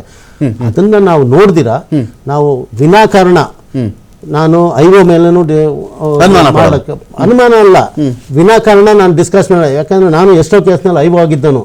ನಮ್ಮ ಕಷ್ಟ ಐವೋ ಆಗಿ ಕಷ್ಟ ಎಷ್ಟು ಪಡ್ತಾರೆ ಅಂದ್ರೆ ಇಡೀ ಇನ್ವೆಸ್ಟಿಗೇಷನ್ 24 hours ಮನೆಗೆ ಹೋಗೋಕ್ಕಾಗಲ್ಲ, ನಿದ್ದೆ ಮಾಡೋಕ್ಕಾಗಲ್ಲ. ಈ pressure will be so much on us. ಯಾಕೆಂದ್ರೆ ಆ ಒಂದು ಜುಡಿಷಿಯರಿ ಅನ್ನೋ ಒಂದು ಫ್ರೇಮ್ ವರ್ಕ್ ಇದೆ, ಆ ಜುಡಿಷಿಯರಿ ಫ್ರೇಮ್ ವರ್ಕ್ಗೆ ನಮ್ಮ ಪೇಪರ್ಸ್ನ ಅಳವಡಿಸಬೇಕು. ಅದು ಇನ್ವೆಸ್ಟಿಗೇಷನ್ ತಂತ್ರ. ಈ ಇನ್ವೆಸ್ಟಿಗೇಷನ್ ತಂತ್ರ ನಮ್ದು ಹೆಂಗಿರುತ್ತೆ ಅಂದ್ರೆ ನಾವು ಏನೇ ಮಾಡಿದ್ರು ultimately we are answerable for the court. Okay. ಕೋರ್ಟಿನ ಒಂದು ಫ್ರೇಮ್ ಇದೆ, ಆ ಫ್ರೇಮಿಗೆ ಅಳವಡಿಸೋಂಗೆ ನಮ್ಮ ಇನ್ವೆಸ್ಟಿಗೇಷನ್ ಪೇಪರ್ನ ರೆಡಿ ಮಾಡಬೇಕು. Okay. ನಾಳೆ ಪ್ರತಿಯೊಂದು ಒಂದೊಂದು ಲೈನ್ ಒಂದೊಂದು ಅಕ್ಷರನ್ನು ಕೋರ್ಟ್ನಲ್ಲಿ ಕೇಳ್ತಾರೆ ನಮಗೆ. ಓಕೆ. ನೀನು ಇದನ್ನ ಈ ತರ ಬರ್ದಿದ್ಯಲ್ಲ, ಇದು ಏನಾಗಿತ್ತು, ಇದು ಯಾಕೆ ಹಿಂಗೆ ಬರ್ದಿದ್ರಾ, ಈ ಲೈನ್ ಯಾಕೆ ಹಿಂಗೆ ಬಂತು ಅಂತ ಕೇಳಿದ್ರೆ I should answer for it. Okay. ಅವರು ಅದಕ್ಕೆ ಸೂಕ್ತವಾದ ಉತ್ತರನ ಕೊಡಬೇಕಾಗ್ತದೆ. ಸೊ ಹಾಗಾಗಿ ನಾವು ಪೇಪರ್ ನೋಡಿದಿರಾ ಊಹಾಪೋಹವಾಗಿ ಯಾರು ಮಾತಾಡಿದ್ರೆ ಅದು ತಪ್ಪಾಗ್ತದೆ. ಫೈನ್, ನಾನು ಚರ್ಚೆ ಮತ್ತೆ ಮುಂದುವರಿಸ್ತೀನಿ. ದಿನೇಶ್ ರಾವ್ ಸರ್ ಸಾಕಷ್ಟು ವಿಷಯಗಳ ಬಗ್ಗೆ ಮಾಹಿತಿ ಕೊಟ್ಟಿದ್ದೀರಿ, ತಮಗೆ ಧನ್ಯವಾದ ಸರ್. ಇಷ್ಟೊತ್ತು ತಾವು ಮಾತನಾಡೋದಕ್ಕಾಗಿ ತಮಗೆ ಧನ್ಯವಾದ. ಈ ಒಂದು ಕೇಸಲ್ಲಿ ಅಂತ ಬಂದಾಗ, ಯಾಕಂದರೆ ಇದನ್ನು ಸೆನ್ಸೇಷನಲ್ ಕೇಸ್ ಅಂತ ಆದರೂ ಕರೀರಿ, ಇಷ್ಟೊಂದು ಜನ ಸೇರಿ ಅಮಾನವೀಯವಾಗಿ ಕೊಂದಂಥ rarest of the rare case ಅಂತ ಆದರೂ ಕರೀರಿ. ಸುಪ್ರೀಂ ಕೋರ್ಟ್ ಅಬ್ಸರ್ವೇಷನ್ನು ಇವರು ಫೋಟೋ ತಗೊಂಡು ವಿಕೃತಿ ಮೆರೆದಿದ್ದಾರೆ. ಇದರಲ್ಲಿ ವ್ಯಕ್ತಿ ಸತ್ತೋದ್ಮೇಲೆ ಫೋಟೋ ತೊಗೊಂಡು ವಿಕೃತಿ ಮೆರೆದಿದ್ದಾರೆ. ಸುಪ್ರೀಂ ಕೋರ್ಟ್ ಅಬ್ಸರ್ವೇಷನ್ ಇದೆ. ಅದಕ್ಕೆ ದೇಶದ ಎಲ್ಲ ಕಾರಾಗೃಹಗಳಿಗೂ ಕೂಡ ಈ ಥರ ಹೋಯಿತು, ಬೇಲೆಲ್ಲ ರದ್ದಾಯಿತು ಇವರಿಗೆ, ಅದೆಲ್ಲ ಓಕೆ. ಈಗ ಇದೀಗ ರೇಣುಕಾ ಸ್ವಾಮಿ ಪರ್ಸೆಪ್ಷನಲ್ಲಿ ನಾವು ಮಾತಾಡೋದಾದರೆ, ದುರ್ಗದಿಂದ ಆ ಮನುಷ್ಯ ಬಂದ, ಆ ಶೆಡ್ಡಲ್ಲೆಲ್ಲೋ ಆ ಹುಡುಗನ್ನ ಇಟ್ಟಿದ್ದರು. ಆನಂತರ ದರ್ಶನ್ಗೆ ಅದ್ರ ಬಗ್ಗೆ ಮಾಹಿತಿ ಗೊತ್ತಾಯಿತು. ದರ್ಶನ್ನು with Pavithra Gowda and Pradosh and some other people entry ಆದರೂ ಸೀನ್ಗೆ ಹೊಡೆದಿದ್ದು ನಿಜ ಆ ಒಂದು ಇದರಲ್ಲಿ. ಆಮೇಲೆ ಏನೋ ನೀವು ಹೋಗ್ರೋ, ಊಟ ಮಾಡ್ಕೊಂಡು ಹೋಗ್ರೋ, ಅವ್ನಿಗೇನೋ ಮಾತ್ರೆ ಕೊಟ್ಬಿಡಿ ಅಂತ ಹೇಳಿದ್ರು. ಆ ನಂತರ ಮಾತ್ರೆ ಕೊಟ್ಟಮೇಲೆ ಆನ್ ದ ವೇ ಹೋಗ್ಬೇಕಾದ್ರೆ ಪಟ್ಟಣಗೆರೆ ಜೈಂಡನ ಮನೆ ಸಿಕ್ಕಿತ್ತು. ಮನೆ ಸಿಕ್ಕಿದಾಗ ಅಲ್ಲಿಂದ ಒಂದು ಸ್ವಲ್ಪ ಹೊತ್ತು ಲೋಕಾಭಿರಾಮವಾಗಿ ಕಾಲಹರಣ ಮಾಡಿ ಹರಟಿ ಅಲ್ಲಿಂದ ಮನೆಗೆ ಹೋದರು. ಇದಾದ ಮೇಲೆ ಈತ ಸತ್ತೋದ ಅಂತ ಮಾಹಿತಿ ಬಂತು. ಆ ಸಂದರ್ಭದಲ್ಲಿ ಒಂದು 5-6 ಜನ ಶೆಡ್ಡಲ್ಲಿ ಉಳ್ಕೊಂಡಿದ್ರು ಅಂತ, ಆ ಸಂದರ್ಭದಲ್ಲಿ ಉಳ್ಕೊಂಡಿದ್ರು. ಆಮೇಲೆ ಅವರು ಗಾಬರಿಲಿ ಎಲ್ಲೋ ಬಾಡಿ ಡಿಸ್ಪೋಸಲ್ ಮಾಡಿಬಿಟ್ರು ಅದನ್ನು. ಇದು ಒಂದು ಸಾಲಿನ ಕತೆ ನಾನು ನಿಮ್ಗೆ ಹೇಳ್ತಾ ಇರೋದು. ಇದರಲ್ಲಿ ಈ ವ್ಯಕ್ತಿ ದರ್ಶನ್ಗೆ ಏನೇನು ಆರ್ಗ್ಯುಮೆಂಟ್ಗಿದೆ, ರೇಣುಕಾಸ್ವಾಮಿ ಪರ ವಕೀಲರಿಗೆ ಏನೇನು ಆರ್ಗ್ಯುಮೆಂಟ್ ಇದೆ ಅಂತ ನೋಡಿ. ಇವಾಗ ಒಬ್ಬ ವ್ಯಕ್ತಿ ನನಗೆ ಗೊತ್ತಿರಲಿಲ್ಲ ಇಲ್ಲಿ ಕಿಡ್ನಾಪ್ ಮಾಡ್ಕೊಂಡು ಬರೋದು. ಓಕೆ, ನಾನು ಮನೇಲಿ ಕೂತಿದ್ದೆ, ನಾನು ಮನೇಲಿದ್ದೆ. ನನಗೆ ಬಂದಾದ್ಮೇಲೆ ಹೇಳಿದ್ರು ಏನಂತ, ಹಿಂಗ್ ಕರ್ಕ ಬಂದಿದೀವಿ, ಈ ತರ ಮೇಡಮ್ಗೆ ಈ ತರ ಶಬ್ದಗಳಿಂದ ಇವನು ಮೆಸೇಜ್ ಮಾಡ್ತಾ ಇದ್ದ. ಸೊ ನಿಮ್ ಬಗ್ಗೆನೂ ಅವನು ಕೆಟ್ಟದಾಗ ಮಾತಾಡಿದ್ದ. ಸಿಟ್ ಬಂತು, ಒಂದ್ 2 ಡೇಟ್ ಹೊಡಿತೀನಿ, ಅದಾದ್ಮೇಲೆ ಅಲ್ಲಿಂದ ನಾನು ಜಾಗಕ್ಕೆ ಹೋಗ್ತೀನಿ. ನಾನು ಈ ಸಿಂಪಲ್ ಡಿಫೆನ್ಸ್ ತಗೊಂಡ್ರೆ as if you are admitting the guilt of the accuse number 1 Pavithra Gowda, as if you are admitting the other people who brought this victim from the Tumkur to Durga to Bangalore, as if you are admitting the other people who were there at present and supported all these accused people. So ನೀರೊಬ್ಬ escape ಆಗ್ಲಿಕ್ಕೆ ಬಲಿ ಕೊಡ್ಬೇಕು ನೀವು. ಇವಾಗ ಎಲ್ಲರೂ ಸೇರಿ ಯೋಚನೆ ಮಾಡ್ಬೇಕು, ನಾನು ಹೆಂಗ್ ಇದ್ರಲ್ಲಿ ಎಲ್ಲರೂ ಕೂಡ ಬಚಾವ್ ಆಗ್ಬೇಕು ಅಂತ ಹೇಳ್ಬಿಟ್ಟು. ಇವನು ಅವನು ಹೊಡೆದ ಅಂತ ಹೇಳಂಗಿಲ್ಲ, ಅವನು ಇವನು ಹೊಡೆದ ಅಂತ ಹೇಳಂಗಿಲ್ಲ. ಕಾಸ್ ಆಫ್ ಡೆತ್ ಬಂದಿದೆ because of the multiple injury and also because of the heart attack ಅಂತ ಹೇಳ್ಬಿಟ್ಟು. ಸೊ ಮಲ್ಟಿಪಲ್ ಇಂಜುರಿ ಯಾರು ಮಾಡಿದ್ದು? ಕೆಲವು ಐ ವಿಟ್ನೆಸ್ ಹೇಳ್ತಾರೆ ಇವನು ಹೊಡೆದ ಅವನು ಅಂತ ಹೇಳ್ಬಿಟ್ಟು. ಸೊ ಒಬ್ಬನೇ ಹೊಡೆದಿಂದ ಸತ್ತೋದ ಅಂತ ಹೇಳ್ಬಿಟ್ಟು ಇಲ್ಲೆಲ್ಲೂ ಕೇಸ್ ಇಲ್ಲ. ಫಾರ್ ಎಕ್ಸಾಂಪಲ್ ಯಾವ್ದಾರ ಒಂದು ಆಕ್ಸಿಡೆಂಟ್ ಆಯ್ತು, ಆ ಆಕ್ಸಿಡೆಂಟ್ ಇಂದ ಒಬ್ಬ ವ್ಯಕ್ತಿ ಸತ್ತೋಗ್ತಾನೆ, ಒಬ್ಬ ಗನ್ ಶಾಟ್ ಅಲ್ಲಿ ಹೊಡಿತಾನೆ ಅದರಿಂದ ಸತ್ತೋಗ್ತಾನೆ, ಇನ್ನೊಬ್ಬ ಚೂರಿ ಹಾಕ್ತಾನೆ ಅದರಿಂದ ಸತ್ತೋಗ್ತಾನೆ. ಇಲ್ಲಿ ಚೂರಿನೂ ಹಾಕಿಲ್ಲ, ಗನ್ನಲ್ಲೂ ಹೊಡೆದಿಲ್ಲ, ಏನೂ ಮಾಡಿಲ್ಲ, ಹ್ಯಾಂಗೂ ಮಾಡಿಲ್ಲ. ಸೊ ಮಾಡಿರೋದು ಸಿಕ್ಕಾಬಟ್ಟೆ ಹೊಡೆದಿದ್ದಾರೆ, ಎಲ್ರೂ ಸೇರಿ ಹೊಡೆದಿದ್ದಾರೆ. ಆದ್ರೆ ಯಾರಿಗೂ ಅರಿವಿತ್ತೋ ಇವನು ಸತ್ತೋಗ್ತಾನೆ ಅಂತ ಹೇಳ್ಬಿಟ್ಟು ಅರಿವಿಲ್ವೋ ಅದು ಬೇರೆ ವಿಚಾರ. ಆದ್ರೆ ಅಲ್ಲಿ ಒಬ್ಬ ವ್ಯಕ್ತಿ ಸತ್ತೋಗಿದ್ದಾನೆ. ನಾನು ಹೊಡೆದು ಬಂದಿದ್ದು ಹೌದು, ನಾನು ಬಂದಾಗ್ಲೂ ಆ ಮನುಷ್ಯ ಚೆನ್ನಾಗಿದ್ದ ರೇಣುಕಾಸ್ವಾಮಿ, ಅವನಿಗೇನು ಆಗಿರಲಿಲ್ಲ, ಅವನು ಸತ್ತಿರಲಿಲ್ಲ, ಊಟ ಮಾಡುವಂತ ನಾನೇ ಹೇಳಿದೆ, ಟ್ಯಾಬ್ಲೆಟ್ ನುಂಗು ಅಂತ ನಾನೇ ಹೇಳಿದೆ, ನಾನು ಮನೆಯಿಂದ ಶೆಡ್ಡಿಂದ ಆಚೆ ಬಂದ್ಮೇಲೆ ಅವ್ನು ಸತ್ತೋಗಿದ್ದಾನೆ, ಇದಕ್ಕೆ ನಾನು ಹೊಣೆ ಮಾಡ್ಬೋದಾ ಸ್ವಾಮಿ ಅಂತ ಇದೇ ಮನುಷ್ಯ ನಾಳೆ ಕೋರ್ಟಲ್ಲಿ ಕೇಳಿದ್ರೆ ಅವನು ಹೊಡೆದಂತ ಅಪರಾಧಗಳಿಗೆ ಅವನು ಏನು ಒಪ್ಕೋತಾನೆ. ಓಕೆ, ಇಲ್ಲಿ ಎಲ್ಲ ಸಾಕ್ಷಿಗಳು ದರ್ಶನ್ ಅಂತಾನೆ ಇಟ್ಕೊಳ್ಳಿ, ಅದಕ್ಕೆ 3 ವರ್ಷ ಪನಿಷ್ಮೆಂಟ್ ಇದೆ. ಆಯ್ತಾ, ಹಲ್ಲೆಗೆ ಬೈದಿದ್ರೆ ಅದಕ್ಕೊಂದು ಪನಿಷ್ಮೆಂಟ್ 1 ವರ್ಷ ಅನ್ಕೊಳ್ಳಿ. ಸೊ ಇದಿಷ್ಟಕ್ಕೆ ಮಾತ್ರ ಅವ್ರ ಪನಿಷ್ಮೆಂಟ್ಗೆ ಅರ್ಹರು ಅಂತ ಹೇಳ್ಬಿಟ್ಟು ಅವ್ರು ಬಚಾವಾಗ್ಲಿಕ್ಕೆ ಪ್ರಯತ್ನ ಪಟ್ರೆ ಓಕೆ. ಸೊ ಅವ್ರಿಗೋಸ್ಕರ ಯಾರ್ಯಾರು ಇವಾಗೆಲ್ಲ ಕೆಲಸ ಮಾಡಿದ್ರಲ್ಲ, ಸೊ ನೀವು ಅವ್ರನ್ನ ಬಲಿ ಕೊಟ್ಟಂಗೆ. ಅವರೆಲ್ಲರೂ ಅವ್ರ ಕತೆ ಮುಗಿತಾರೆ. ದರ್ಶನ್ ಸಾಯಿಸಿಲ್ಲ, ಇವರೆಲ್ಲರೂ ಸಾಯಿಸ್ಕೊಂಡು ಸಾಯಿಸಿದ್ದಾರೆ. ಹೌದು. ಈಗ ಯಾರಾದ್ರೂ ತ್ಯಾಗ ಮಾಡ್ಲಿಕ್ಕೆ ಅಲ್ಲಿ ಇದಾರ ಆ ತರ? Okay, no. ದರ್ಶನ್ ಅವ್ರು ಏನು ಮಾಡಿಲ್ಲ, ನಾನು ಒಬ್ಬನೇ ಬಂದು ಹೊಡೆದಿದ್ದು, ನಾನೇ ಮಾಡಿದ್ದು ಅಂತ ಹೇಳ್ಬಿಟ್ಟು ಯಾರು ರೆಡಿ ಇಲ್ಲ. ಯಾಕಂದ್ರೆ ಇವಾಗ ಇಷ್ಟೊತ್ತಿಗೆ ಎಲ್ರಿಗೂ ಜ್ಞಾನೋದಯ ಆಗೋಗ್ಬಿಟ್ಟಿದೆ. ನಾವು ಯಾರು ಸೇವ್ ಮಾಡಕ್ಕಾಗಲ್ಲ ಇಲ್ಲಿ, ನಮ್ಮನ್ನ ನಾವೇ ಸೇವ್ ಮಾಡ್ಕೋಬೋದು ಅಂತ. ಓಕೆ. ಸೊ ಹಾಗಾಗಿ ಅವರೆಲ್ಲ ಲಾಯರ್ಗಳು ಮಾತಾಡ್ಕೊಂಡು ಒಂಥರ ಡಿಫೆನ್ಸ್ ತಗೋತಾರೆ. ಓಕೆ. ಏನು ಆರೋಪಿತರ ವಾದ ಏನೂ ಇಲ್ಲ, ನಾನ್ ತಪ್ಪು ಮಾಡಿಲ್ಲ, ಇನ್ನೋಸೆಂಟ್, ನಾನು ಇನ್ನೋಸೆಂಟ್ ಅಪ್ಪ, ನಾನಂತೂ ಹೊಡೆದಿಲ್ಲ, ನಾನ್ ತಪ್ಪು ಮಾಡಿಲ್ಲ. ಯಾರು ಹೊಡೆದಿರೋ ಅವನಿಗೆ ಶಿಕ್ಷೆ ಕೊಡಿ, ನಾನಂತೂ ಹೊಡೆದಿಲ್ಲ. ಪ್ರೂವ್ ಮಾಡೋದು ಹೇಗೆ ಇದನ್ನ? ಯಾರು ಪ್ರೂವ್ ಮಾಡ್ಬೇಕಿದ್ದಾನೆ? ಹೊಡೆದಿದ್ದಾನೆ, ಪ್ರಾಸಿಕ್ಯೂಷನ್ ಇವಾಗೆಲ್ಲ ಮಾಡ್ಕೊ ಬಂದಿರಲ್ಲ, ನಾವೇನೋ ಎಡೆಮರೆ ಕಟ್ಟಿ ಎತ್ತ ಹಾಕೊಂಡು ಅದ್ ಮಾಡ್ಕೊಂಡು ಇದ್ ಮಾಡ್ಕೊಂಡು ಬಂದೀನಿ ಅಂತ ಹೇಳ್ಬಿಟ್ಟು ಎಲ್ಲ ಹೇಳ್ತಿರಲ್ಲ, ಅವ್ರದೇ ಕೆಲಸ ಇವಾಗ ಪ್ರೂವ್ ಮಾಡ್ಬೇಕಾರದು. ಒಬ್ಬ ಆರೋಪಿತ ನಾನು ಆರೋಪಿತ ಅಲ್ಲ ಅಂತ ತೀರ್ಮಾನ ಅಂದ್ರೆ ಪ್ರೂವ್ ಮಾಡೋ ಅವಶ್ಯಕತೆ ಇಲ್ಲ. ಅವನ್ ಸಿಂಪಲ್ ಆಗಿ ನನ್ನ ಸೈಲೆನ್ಸೇ ನನ್ನ ಡಿಫೆನ್ಸ್ ಅಂತ ಹೇಳ್ಬೋದು. ನಾನೇನು ತಪ್ಪು ಮಾಡಿಲ್ಲ, ನನಗೂ ಇದಕ್ಕೂ ಯಾವುದೇ ಸಂಬಂಧ ಇಲ್ಲ ಅಂತ ಹೇಳ್ಬಿಟ್ಟು ಒಂದೇ ಮಾತು ಅಷ್ಟೇ.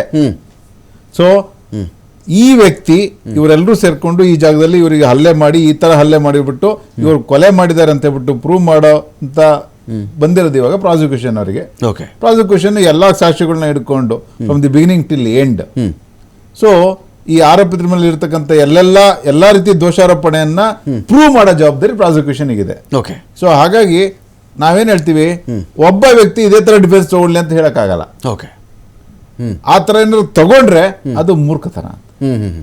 ನಾನು ಹೊಡೆದಿಲ್ಲ, ನಾನು ಹೊಡೆದಿದ್ದು ಹೌದು, ಸಾಯಿಸಿಲ್ಲ ನಾನು, ಆ ತರ ಡಿಫೆನ್ಸ್ ತಗೋಬಾರ್ದು. ಇವಾಗ ನಾನು ಹೊಡೆದಿಲ್ಲ ಬಟ್ ಇವ್ನು ಹೊಡೆದ ಅಂತ ಹೇಳಕ್ಕಾಗಲ್ಲ. ಓಕೆ. ಈಗ ಚಲಪತಿ ಸರ್, ಈಗ 76 ಐ ವಿಟ್ನೆಸ್ ಸರ್, ಇದರಲ್ಲಿ 76 ಐ ವಿಟ್ನೆಸ್ಗಳು. ನಾನು ಇನ್ನು ಜನರಲ್ ಕೇಳಿಬಿಡ್ತೀನಿ ಸರ್, ಒಂದು 10-15 ಜನ ಸೇರಿಕೊಂಡು ರೇಣುಕಾಸ್ವಾಮಿ ಬಿಟ್ಬಿಡಿ, ಯಾವುದೋ ಒಂದು ಊರಲ್ಲೋ ಇನ್ನೊಂದ್ಸರ್ತಿ 76 ಐ ವಿಟ್ನೆಸ್ಗಳು ಈ ಕೇಸಲ್ಲಿ ತೋರಿಸ್ತಿರೋದಿಲ್ಲ. ಕಡಕಟೆಯಲ್ಲಿ 76 ಐ ವಿಟ್ನೆಸ್ ಪ್ರತ್ಯಕ್ಷ ಸಾಕ್ಷಿಗಳ ವಿಚಾರಕ್ಕೆ ಅಂತ ಹೇಳಿ ಇಲ್ಲಿ ಇವರು ನಮೂದು ಮಾಡಿರೋದು ಐ ವಿಟ್ನೆಸ್ಗಳು. ಇರ್ಲಿ, ಅದು 20 ಆಗಲಿ sir. Not only for murder but also for kidnapping. ಹೌದು, ಎಲ್ಲದಕ್ಕೂ ನನಗೆ ಅವ್ರು ಕಾವಲು ಕಾಯ್ತಾ ಇದ್ದೆ, ಕಾರ್ ಬಂದಿದ್ದ ನಾನು ನೋಡಿದೆ, ಇಲ್ಲ ಸರ್ ಈ ತರ ಬ್ಲಾಕ್ ಕಾರ್ ಒಂದು ಪಾಸ್ ಆಯಿತು, ಯಾರನ್ನೋ ಕರೆಕ್ಟ್ ಮಾಡಿ ನಮ್ಗೆ ಗೊತ್ತಿಲ್ಲ ಸರ್. ಇಂಥ ಕೇಸ್ಗಳೇ ಸರ್. ಇನ್ನು ಜನರಲ್ ಕೇಳಿಬಿಡ್ತೀನಿ, ಯಾರೋ ಒಂದು 10-15 ಜನ ಸೇರ್ಕೊಂಡು ಒಬ್ಬ ವ್ಯಕ್ತಿ ಹೊಡೆದ್ಬಿಟ್ಟು ಸಾಯಿಸ್ಬಿಟ್ಟಿದ್ದಾರೆ ಸರ್, ಸಾಯಿಸ್ಬಿಟ್ಟಿದ್ದಾರೆ. ಆ ಕೇಸಲ್ಲಿ 15 ಜನಕ್ಕೂ ಮರಣದಂಡನೆ ಆಯಿತು, ಅಥವಾ 15 ಜನಕ್ಕೂ ಶಿಕ್ಷೆ ಆಯಿತು, ಅಥವಾ 15 ಜನನೂ ಖುಲಾಸೆ ಆದರು because of lack of evidence ಅಂತ. ಇದೆಯಾ ಸರ್ ಇದರ ಕೇಸ್ಗಳು? ಹಲವಾರು ಪ್ರಕರಣಗಳಿದ್ದಾವೆ, ಒಂದಲ್ಲ ಎರಡಲ್ಲ, ಹಲವಾರು ಪ್ರಕರಣ. ನೀವು ಇದನ್ನು ನೋಡಿದ್ರೆ ಹಳೆಯ ಕೇಸುಗಳ ಒಂದು ತೀರ್ಮಾನಗಳನ್ನು ತಗೊಂಡ್ರೆ ಹಲವಾರು ಕೇಸುಗಳಿದ್ದಾವೆ, ನಿದರ್ಶನಗಳಿದ್ದಾವೆ. ನೋಡಿ, ಇಷ್ಟು ಜನ, ಈಗ ನನಗೆ ಗೊತ್ತಿರೋಂಗೆ ಇಲ್ಲಿ ಅಪರಾಧಿಗಳು 17 ಜನನೇನೋ ಇದ್ದಾರೆ ಅಂತ ಅನಿಸುತ್ತೆ, ನನಗೆ ತಿಳುವಳಿಕೆ ಇರೋದು. 17 ಜನನೂ ಮರ್ಡರ್ ಕೇಸ್ಗೆ ಇನ್ವಾಲ್ವ್ ಆಗೋದಿಲ್ಲ. ಓಕೆ. 18 ಜನ ಮೇಲೆ ಬರೋದಿಲ್ಲ. ಈಗ ಸಪೋಸ್ ಅವನು ಯಾರೋ ಅಲ್ಲಿಂದ ಕರ್ಕೊಂಬಂದ, ಈ ಮೇ ಗೆಟ್ 2 ವರ್ಷ ಆಗ್ಬೋದು, 5 ವರ್ಷ ಆಗ್ಬೋದು ಅವನಿಗೆ. ಈ ಕಾನ್ಸ್ಪಿರಸಿ ಒಳಗಡೆ ಇವನಿದ್ದ ಅಂತ 120B ಬರುತ್ತೆ ಅದ್ರಲ್ಲಿ. ಆಗ ಸಂಚು ಒಳಗಡೆ ಇವನಿದ್ದ ಇದರಲ್ಲಿ. ಹೇಗೆ? ನಾನು ಅದನ್ನೇ ಹೇಳ್ತೀನಿ, ಸಂಚು ಮಾಡಿದವ್ರು ಯಾರು? ಸಂಚು ಇಲ್ಲಿ ಕೇಳಿ, ಇಲ್ಲಿ ಸಂಚು ಅಂದ್ರೆ ಅದ್ರ ಡೆಫಿನೇಷನ್ ಹೇಳ್ಬಿಡ್ತೀನಿ. ನಾವು ಪ್ರೀ ಪ್ಲಾನ್ ಆಗಿ, this happen without pre plan. ನಿಮ್ಗೆ ಇದು ಬೇಸಿಕ್ ಆಗಿ ಗೊತ್ತಿರಲಿ ಈ ಕೇಸ್. ಓಕೆ. ಯಾವುದು ಪೂರ್ವ ನಿಯೋಜಿತವಾಗಿ ನಿಯೋಜಿತ ಅಲ್ಲ, ಅವ್ನು ಬಂದ ಮೇಲೆ ಎಲ್ಲ ಇದಾಗಿರೋದು. ಓಕೆ. ಅವ್ನು ಕರ್ಕೊಂಡ್ ಬಂದ್ಮೇಲೆ I am right, will you agree with me or not? I don't know. ಹೌದು ಸರ್. ಇಲ್ಲ, ಒಂದು ತಿಂಗಳಿಂದನೇ ಪ್ಲಾನ್ ಮಾಡಿದ್ರ? 15 ದಿವಸದ ಮುಂದೆ ಎಲ್ಲ ಮಾತಾಡ್ಕೊಂಡು ಅವ್ನು ಕರ್ಕೊಂಡ್ ಬರ್ಬೇಕು, ಹಿಂಗ್ ಮಾಡ್ಬೇಕು, ಹಂಗ್ ಮಾಡ್ಬೇಕಂತ ಪ್ಲಾನ್ ಮಾಡಿದ್ರ? As I know it is no. I don't know exactly. Paper ನೋಡಿದ್ರೆ ಅದಕ್ಕೆ ನಾನು ಮಾತಾಡಿದ್ರೆ ತಪ್ಪಾಗ್ತದೆ ಅಂತ ನಾನು ಹೇಳಿದ್ದು. ಸೊ ಇದೆಲ್ಲ ಅವ್ನು ಬಂದ ಮೇಲೇ ಇದೆಲ್ಲ ಆಗಿರೋದು. What is criminal conspiracy? ಎಸೆ ಇರಬೇಕು. ಇವತ್ತು ನಾವು ಇಲ್ಲಿ ಸೇರಿದ್ದೀವಿ, ನಾವು ಮಾತಾಡ್ತೀವಿ, ನೋಡೋ ನಾನು ಇಂಥವ್ರನ್ನ ನಾನು ಮಾಡಿ ಮುಗಿಸ್ಬೇಕು, ಇಂಥವ್ನು ಹೊಡಿಬೇಕು, ಇಂಥವ್ನು ಬಡಿಬೇಕು, ನಾನು ಹಿಡ್ಕೊಂಬತ್ತೀನಿ, ನೀನು ಅವನ್ನ ಕುತ್ತಿಗೆ ಹೊಡಿಬೇಕು, ನಾನು ತಲೆ ಹೊಡಿಬೇಕು, ಇವನು ಹೊಡಿಬೇಕು ಅಂತ ನಾವು ಮೊದಲೇ ಮಾತಾಡ್ಕೋಬೇಕು. ನಾನು ಕತ್ತಿ ತಗೊಂಬತ್ತೀನಿ, ನೀನು ಹೋಗಿ ಒಂದು ಕತ್ತಿ ತಗೊಂಬ ಮಾರ್ಕೆಟ್ನಲ್ಲಿ, ನಾನು ಒಂದು ಚಾಕು ತಗೊಂಬತ್ತೀನಿ, ನಾನು ರಿವಾಲ್ವರ್ ತರ್ತೀನಿ, ನಾನು ಫೈಲ್ ಇಡ್ತೀನಿ ಅಂತ ಮೊದಲೇ ಮಾತಾಡ್ಕೊಂಡು ಅವ್ರವ್ರ ವರ್ಕ್ ಎಕ್ಸಿಕ್ಯೂಟ್ ಮಾಡಬೇಕು. That is criminal conspiracy. ನಿಮಗೆ ಏನಂದ್ರೆ you go through with the definition, you will come to know. Okay. So section to section. ಹೌದು, ಹಾಗೆ ಇದು ಟ್ರಯಲ್ ಆಗುತ್ತೆ. ಇದನ್ನ ಸೆಕ್ಷನ್ ಹೊಡೆಯಕ್ಕೆ ಟ್ರೈ ಮಾಡ್ತಾರೆ, ಒಂದೊಂದು ಸೆಕ್ಷನ್ ಪ್ರೂವ್ ಮಾಡಬೇಕು ಅಂತ ಟ್ರೈ ಮಾಡ್ಕೊಂಡು. ಹೌದು, ಅದನ್ನ ಮಾಡೋದು. ಕೇಸಲ್ಲಿ ಕಾನ್ಸ್ಪಿರಸಿ ಆಗಿರೋದು ಒಬ್ಬ ವ್ಯಕ್ತಿನ ನಾನು ಚಿತ್ರದುರ್ಗದಿಂದ ಬೆಂಗಳೂರಿಗೆ ಹೆಂಗ್ ಕರ್ಕ ಬರಬೇಕು ಅಂತ ಹೇಳ್ಬಿಟ್ಟು. ಓಕೆ. ಉದ್ದೇಶ ಕೊಲೆ ಮಾಡೋ ಉದ್ದೇಶನೋ ಇಲ್ವೇ ಇಲ್ಲ. ಅದು ಕೊಲೆ ಮಾಡ್ತಾರೆ ಅಂತ ಅವನೇನು ಹೇಳಿದ್ರೆ ಅವ್ನು ಖಂಡಿತ ಕರ್ಕೊಂಡ್ ಬರ್ತಿರ್ಲಿಲ್ಲ. ಅಲ್ಲ, ಕೊಲೆ ಮಾಡೋರು ಯಾರು ಹೇಳ್ಬಿಟ್ಟು ಕರ್ಕೊಬರಲ್ಲ. ಹೇಳ್ಬಿಟ್ಟು ಕರ್ಕೊಬರಲ್ಲ ಸರ್, ಕೊಲೆ ಮಾಡಿದ್ರು ಕರ್ಕೊಂಬರೋನು ನಾನು ಅವನಿಗೆಲ್ಲ ಕರ್ಕೊಂಬರೋನ್ಗು ಇವತ್ತು ಸಾಯಿಸ್ತಾರೆ ಅಂತಿದ್ರೆ ಅವನು ಅವಾಯ್ಡ್ ಮಾಡ್ತಿದ್ದ. ಬೇಕಪ್ಪ ಈ ಕತೆ ಇದನ್ನ ಅಂತ ಹೇಳಿ. ಖಂಡಿತ ಕರೆಕ್ಟ್. ಈಗ ನೀವು ಇಲ್ಲಿ ನಾನು ಕರೆದ ನಾನು ಹೊಡಿತೀರಾ ಅಂದಿದ್ರೆ ನಾನು ಬರ್ತಿದ್ನ ಇಲ್ಲ. ಮತ್ತೆ ಏನೋ ಭಾಷಣ ಹೊಡಿತೀರಾ ಅಂದಿದ್ದಕ್ಕೆ ನಾನು ಬಂದಿದ್ದು. ಒಂದು ಒಳ್ಳೆ ಮಾತು ಹೇಳ್ತಾ ಇದ್ರಿ ದಿಲೀಪ್ ಅವರೇ, ಯಾವುದೇ ವ್ಯಕ್ತಿ ಇದರಲ್ಲಿ ನಾನು ಏನು ಮಾಡಿಲ್ಲ ಅಂತಾನೆ ಪ್ರೂವ್ ಮಾಡೋಕ್ಕೆ ಮೊದಲು ಟ್ರೈ ಮಾಡು. ನಾನು ನಿರಪರಾಧಿ, ನಾನು ಇನ್ನೋಸೆಂಟು, ನನಗಿದು ಗೊತ್ತಿಲ್ಲ. ಇದು ಒಂದು ಭಾಗ. ಈ ಕೇಸಲ್ಲಿ ನೋಡಿ ಇಲ್ಲಿ ಏನಾಗ್ಬಿಡುತ್ತೆ, ಪ್ರಾಸಿಕ್ಯೂಷನ್ ಅಂತ ಬಂದಾಗ ರೇಣುಕಾಸ್ವಾಮಿ ಪರ ಒಬ್ಬರೇ ನಿಂತ್ಕೊಳ್ಳೋದವರು. ಹೌದು, ಇವ್ನು ಹಿಂಗೆ ಹೊಡೆದಿದ್ದಾರೆ, ಹಿಂಗೆ ಸಂಚು ಮಾಡಿದ್ದಾರೆ, ಪಾಪ ಇವನಿಗೆ ಗೊತ್ತಿರಲಿಲ್ಲ, ಪಾಪ ಇವನೇ ನಂಬಿಸಿ ಇವನಿಗೆ ಕುತ್ತಿಗೆ ಕುಯ್ದಿರೋ ಕೆಲಸ ಇದು, ಇವನೇ ಅಲ್ಲಿ ಯಾವುದೋ ಬಾರ್ಗೆ ಹೋಗಿದ್ದಾನೆ, ತಿಂಡಿ ಕೊಡಿಸಿದ್ದಾನೆ, ಇವನೇ ಪೇ ಮಾಡಿದ್ದಾನೆ, ಅಲ್ಲಿಂದ ಕಾರಲ್ಲಿ ಬಂದಿದ್ದಾರೆ, ದರ್ಶನ್ ತೋರಿಸಿ ಅಭಿಮಾನ ಕರೆದು ಬಿಟ್ಟಿದ್ದಾರೆ, ಇಂಪರ್ಸೋನಾ ಈ ಯಾರೋ ಪವಿತ್ರ ಗೌಡಳ ಮನೆಯ ಕೆಲಸಗಾರ ಅಥವಾ ಸೋಕಾಲ್ಡ್ ಮ್ಯಾನೇಜರ್ ಇವನೇ ಆ ಥರ ಚಾಟ್ ಮಾಡಿದ್ದಾನೆ, ಅಡ್ರೆಸ್ ಇದು ಮಾಡಿದ್ದಾನೆ, ರಘುಗೆ ಹೇಳಿದ್ದಾನೆ. ಇದೆಲ್ಲ ಒಂದು ವಿಚಾರ ಆದಾಗ ಇನ್ನೊಂದು ಕಡೆ ಇನ್ನೊಂದು ಆ್ಯಂಗಲಲ್ಲಿ ಬಂದಾಗ ಇದೇ ಆರೋಪಿಗಳೊಂದು ಸ್ಟ್ಯಾಂಡ್ ತೊಗೋಬೋದು. ಏನು ಸ್ಟ್ಯಾಂಡು? ಪವಿತ್ರ ಗೌಡಗೂ ನಮಗೂ ಏನು ಸ್ವಾಮಿ ಏನೂ ಇಲ್ಲ, ದರ್ಶನ್ಗೂ ನಮಗೂ ಏನೋ ಪರಿಚಯ ಅಷ್ಟೇ, ಪರ್ಸ್ನಲ್ ವಿಚಾರ ಇದ್ದಿದ್ದು ಯಾರಿಗೆ? ಪವಿತ್ರ ಗೌಡನಿಗೆ ಮೆಸೇಜ್ ಮಾಡಿದ್ದ ಅಂತ ದರ್ಶನ್ ಅಲ್ಲದೆ ಇನ್ಯಾರು ಸಾಯಿಸೋಕ್ಕೆ ಸಾಧ್ಯ ಇದನ್ನು? ಪವಿತ್ರ ಗೌಡಗೆ ಆ ಮೋಟಿವ್ ಇದ್ದಿದ್ದು. ಪವಿತ್ರ ಗೌಡ ಅದಕ್ಕೆ ಪವನ್ಗೆ ಹೇಳ್ಬಿಟ್ಟು ಟ್ರ್ಯಾಕ್ ಮಾಡು, ಟ್ರೇಸ್ ಮಾಡು, ಎಲ್ಲಿದ್ದ ಅಂತ ಕೇಳಿದ್ದಿದ್ದು ಅಂತ ಬಂದಾಗ ಇವರೆಲ್ಲರೂ ಏನಾಗ್ತಾರೆ ಅವಾಗ? ನಾವು ಹೊಡೆದ್ವಿ ಅಷ್ಟೇ ಸರ್. ನಾವು ಮೇಯ್ನು ನಮಗೂ ಅವನಿಗೂ ವೈಯಕ್ತಿಕ ಜಿದ್ದು ಇಲ್ಲ, ದ್ವೇಷನೂ ಇಲ್ಲ ಅಂತ ಹೇಳ್ಬೋದಾ ಸರ್? ಇವಾಗ ಯಾರು ಕೂಡ ನಾನು ಹೊಡೆದೆ ಅಂತ ಹೇಳ್ಬಿಟ್ಟು ಯಾರು ಹೇಳಲ್ಲ. ಸ್ಟಾರ್ಟಿಂಗೇ ಅದು ತಗೊಳ್ಳೋದು. ಯಾವ ವ್ಯಕ್ತಿನೂ ಕೂಡ ಯಾರು ಹೊಡಿದಿರ ಅವ್ನು ಹಂಗೆ ಸತ್ತೋಗ್ಬಿಟ್ಟ ಅಂತ ಹಂಗಾದ್ರೆ ನಾವಿಷ್ಟೇ ಹೇಳೋದು, ನಾನಂತೂ ಹೊಡೆದಿಲ್ಲ ಅಂತ. ಯಾರು ಹೊಡೆದ್ರು ಗೊತ್ತಿಲ್ಲ, ಯಾರು ಹೊಡೆದ್ರು ಗೊತ್ತಿಲ್ಲ, ನಾನಂತೂ ಹೊಡೆದಿಲ್ಲ. ಇವತ್ತು ನೋಡಿ 164 ಸ್ಟೇಟ್ಮೆಂಟ್ ಕೆಲವೊಬ್ರು ಐ ವಿಟ್ನೆಸ್ ಸೋಕಾಲ್ಡ್ ಕೊಟ್ಟಿದ್ದಾರೆ. ನಾಳೆ ಬಂದು ಬಾಕ್ಸ್ ಅಲ್ಲಿ ಪೊಲೀಸರು ಹೆದರ್ಸಿದ್ರು, ಈ ತರ ಕೊಡು, ಇಲ್ಲ ನಿನ್ನನ್ನು ಈ ಕೇಸಲ್ಲಿ ಫಿಟ್ ಮಾಡ್ತೀನಿ ಅಂತ ಹೇಳಿದ್ರು. ಅದಕ್ಕೆ ನಾನು ಈ ತರ ಸ್ಟೇಟ್ಮೆಂಟ್ ಕೊಟ್ಟೆ, ಹೆದರಿ ಮ್ಯಾಜಿಸ್ಟ್ರೇಟ್ ಮುಂದೆ ಕೊಟ್ಟರು ಸ್ಟೇಟ್ಮೆಂಟ್ ಮುಂದೆನೆ ಮ್ಯಾಜಿಸ್ಟ್ರೇಟ್ ಮುಂದೆ ಎದುರಿಸ್ಬಿಟ್ಟು ಮ್ಯಾಜಿಸ್ಟ್ರೇಟ್ ನನಗೆ ನೀನು ಈ ತರ ಮ್ಯಾಜಿಸ್ಟ್ರೇಟ್ ಮುಂದೆ ಈ ತರ ಕೊಡ್ಲಿಲ್ಲ ಅಂದ್ರೆ ನೀನು ಈ ಕೇಸಲ್ಲಿ ಅರೆಸ್ಟ್ ಮಾಡಿಸ್ತೀನಿ, ನೀನು ಸೇರಿಸ್ತೀನಿ, ನಿಂದು ರೋಲ್ ಇದೆ ಅಂತ ಹೇಳ್ತೀನಿ, ನೀನು ಅಲ್ಲಿದ್ದೆ, ನೀನು ಒಂದ್ 2 ಹೊಡೆದೆ ಅಂತಾನೆ ಮಾಡಿಸ್ತೀನಿ ಅಂತ ಹೇಳಿ ಹೆದರ್ಸ್ಬಿಟ್ಟು ನೀವು ಸ್ಟೇಟ್ಮೆಂಟ್ ಕೊಡ್ಸಿ, ಇವಾಗ ನಾಳೆ ಬಂದ್ಬಿಟ್ಟು ಅವನು ಈ ತರ ಮಾಡಿದ್ರು ಪೊಲೀಸರು, ನಾನೇನು ನೋಡಿಲ್ಲ, ನಂಗೇನು ಗೊತ್ತಿಲ್ಲ, ನಾ ಅಲ್ಲಿ ಇರ್ನೇ ಇಲ್ಲ ಅಂತ ಹೇಳಿದ್ರೆ ನಿಮ್ದು ಎವಿಡೆನ್ಸ್ ಹೋಯ್ತಾ? ಐ ವಿಟ್ನೆಸ್ ಗಳ ಕತೆ ಏನು ಸರ್? ಇದೆಲ್ಲ ಅದೇ ಐ ವಿಟ್ನೆಸ್ ಕಥೆನೂ ಬೇಡ, ಅದೇ ಐ ವಿಟ್ನೆಸ್. ದರ್ಶನ್ ಕತೆ ಅಲ್ಲ, ನಾನು ಐ ವಿಟ್ನೆಸ್ ನಾಳೆ ಬಂದು ಈ ತರ ಹೇಳ್ತಾನೆ. ಇವತ್ತೇನ್ ನೀವು 161 ಸ್ಟೇಟ್ಮೆಂಟ್ ರೆಕಾರ್ಡ್ ಮಾಡಿ ಆರೋಪಿ ಕೇಳ್ತಿಲ್ಲ ಸರ್, ಐ ವಿಟ್ನೆಸ್ ಕತೆ ಹೇಳ್ತಾನೆ. ಗಂಟೆ ಸರ್ ಇಷ್ಟ ನಾನು ಹೇಳ್ತಾ ಇದ್ದೀನಿ ಸರ್. ಅವನು ಆಗ್ತಾನೆ ನೀವು ಹೇಳ್ತಿರೋದು. ನಾಳೆ ಬಂದ್ಬಿಟ್ಟು ಬಾಕ್ಸ್ ಅಲ್ಲಿ ಇವಾಗ ವಿಚಾರಣೆ ಶುರು ಆಗುತ್ತಲ್ಲ ಸರ್, ಅವನ್ನ ಕರ್ಕೊಂಡ್ಬಂದು ಎವಿಡೆನ್ಸ್ ಮಾಡಬೇಕು. ಅವನ್ ಎವಿಡೆನ್ಸ್ ಮಾಡ್ಬೇಕಾದ್ರೆ ಏನ್ ಹೇಳ್ತಾನೆ, ನನಗೆ ಈ ಕೇಸ್ ಬಗ್ಗೆ ಏನು ಗೊತ್ತಿಲ್ಲ, ಪೊಲೀಸರು ಒಂದು ಸ್ಟೇಟ್ಮೆಂಟ್ ರೆಕಾರ್ಡ್ ಮಾಡಿದ್ರು, ಅದಕ್ಕೆ ಸಿಗ್ನೇಚರ್ ತಗೊಂಡ್ರು, ನಿನ್ ಕೂದಲು ಬಿದ್ದಿತ್ತು, ನಿನ್ ಶೂ ಪ್ರಿಂಟ್ ಬಿದ್ದಿದೆ ಅಲ್ಲಿ, ಆ ಮಣ್ಣೆ ನಿನ್ ಶೂಗೂ ಮೆತ್ಕೊಂಡಿತ್ತು, ರಕ್ತ ಮೆತ್ಕೊಂಡಿತ್ತು ಅಲ್ಲಿ, FSL ರಿಪೋರ್ಟ್ ಅವಾಗ ಏನ್ ಮಾಡ್ತಾವ? ಹೋದ್ರ ಕೆಲಸ ಏನು ಅವಾಗ? ಅದು ವಿಟ್ನೆಸ್ ಅವ್ರು ಯಾವತ್ತು FSL ಕಳ್ಸಿಲ್ಲ. ಮಣ್ಣು ಆಗ್ಲಿ ಅಥವಾ ಬ್ಲಡ್ ಆಗ್ಲಿ ಯಾವ ಸಾಕ್ಷಿಗಳ ಮೇಲೂ ಇಲ್ಲ. ಸಾಕ್ಷಿಗಳು ಏನ್ ಹೇಳಿದ್ದಾರೆ, ನಾನು ಅಲ್ಲಿದ್ದೆ, ನೀರು ತಂದು ಕೊಟ್ಟೆ, ಊಟ ತಂದು ಕೊಟ್ಟೆ, ಅಷ್ಟೊತ್ತಿ ಅಕ್ಕನ್ ಚೆನ್ನಾಗಿ ಹೊಡಿತಾ ಇದ್ರು, ಅವ್ರು ಹೊಡೆದ್ರು ಅಂತ ಹೇಳಿದ್ದಾರೆ. ನಾಳೆ ಬಂದ್ಬಿಟ್ಟು ಈ ಕೇಸ್ ಬಗ್ಗೆ ನಂಗೇನು ಗೊತ್ತೇ ಇಲ್ಲ, ನಾನು ನಾಳೆ ಅಲ್ಲಿ ಇರ್ನೇ ಇಲ್ಲ, ಪೊಲೀಸರು ಕರೆದು ನೀನ್ ಈ ರೀತಿ ಸ್ಟೇಟ್ಮೆಂಟ್ ಕೊಡ್ಬೇಕು, ಇಲ್ಲ ನಾನು ನಿನ್ನೂ ಅರೆಸ್ಟ್ ಮಾಡ್ತೀನಿ ಅಂತ ಹೇಳಿದ್ರು, ಹೆದ್ರು ಬಿಟ್ಟು ನಾನು ಸ್ಟೇಟ್ಮೆಂಟ್ ಕೊಟ್ಟೆ ಅಂತ ಹೇಳ್ತಾರೆ. ನಿಮ್ದು ಐ ವಿಟ್ನೆಸ್ ಹೋಯ್ತಾ? ಇನ್ ನೆಕ್ಸ್ಟ್ ಇನ್ಯಾವ ವಿಟ್ನೆಸ್ ಉಳ್ಕೊಂತು? ಸರ್ಕಮ್ಸ್ಟೆನ್ಷಿಯಲ್ ಎವಿಡೆನ್ಸ್, FSL ಮಾಡಿದ್ದು, ಕಾಲ್ ಡೀಟೇಲ್ ರೆಕಾರ್ಡ್ ಆಯ್ತು, call record. It is not A definite science. Let us assume that I take your mobile, ಯಾವ ಟವರ್ ಲೊಕೇಶನ್, ಎಷ್ಟು ವ್ಯಾಪ್ತಿ, ಎಲ್ಲೋ ಹೋಗಿದ್ದೆ, ಆಯ್ತಾ, ಆ ಟವರ್ ತೋರಿಸ್ತಾ ಇತ್ತು ಅಲ್ಲಿ. ಸೊ ಹಾಗಂತ ಹೇಳ್ಬಿಟ್ಟು ನೀವು ಮರ್ಡರ್ ಮಾಡಿದ್ರಿ ಅಂತ ಅರ್ಥನಾ?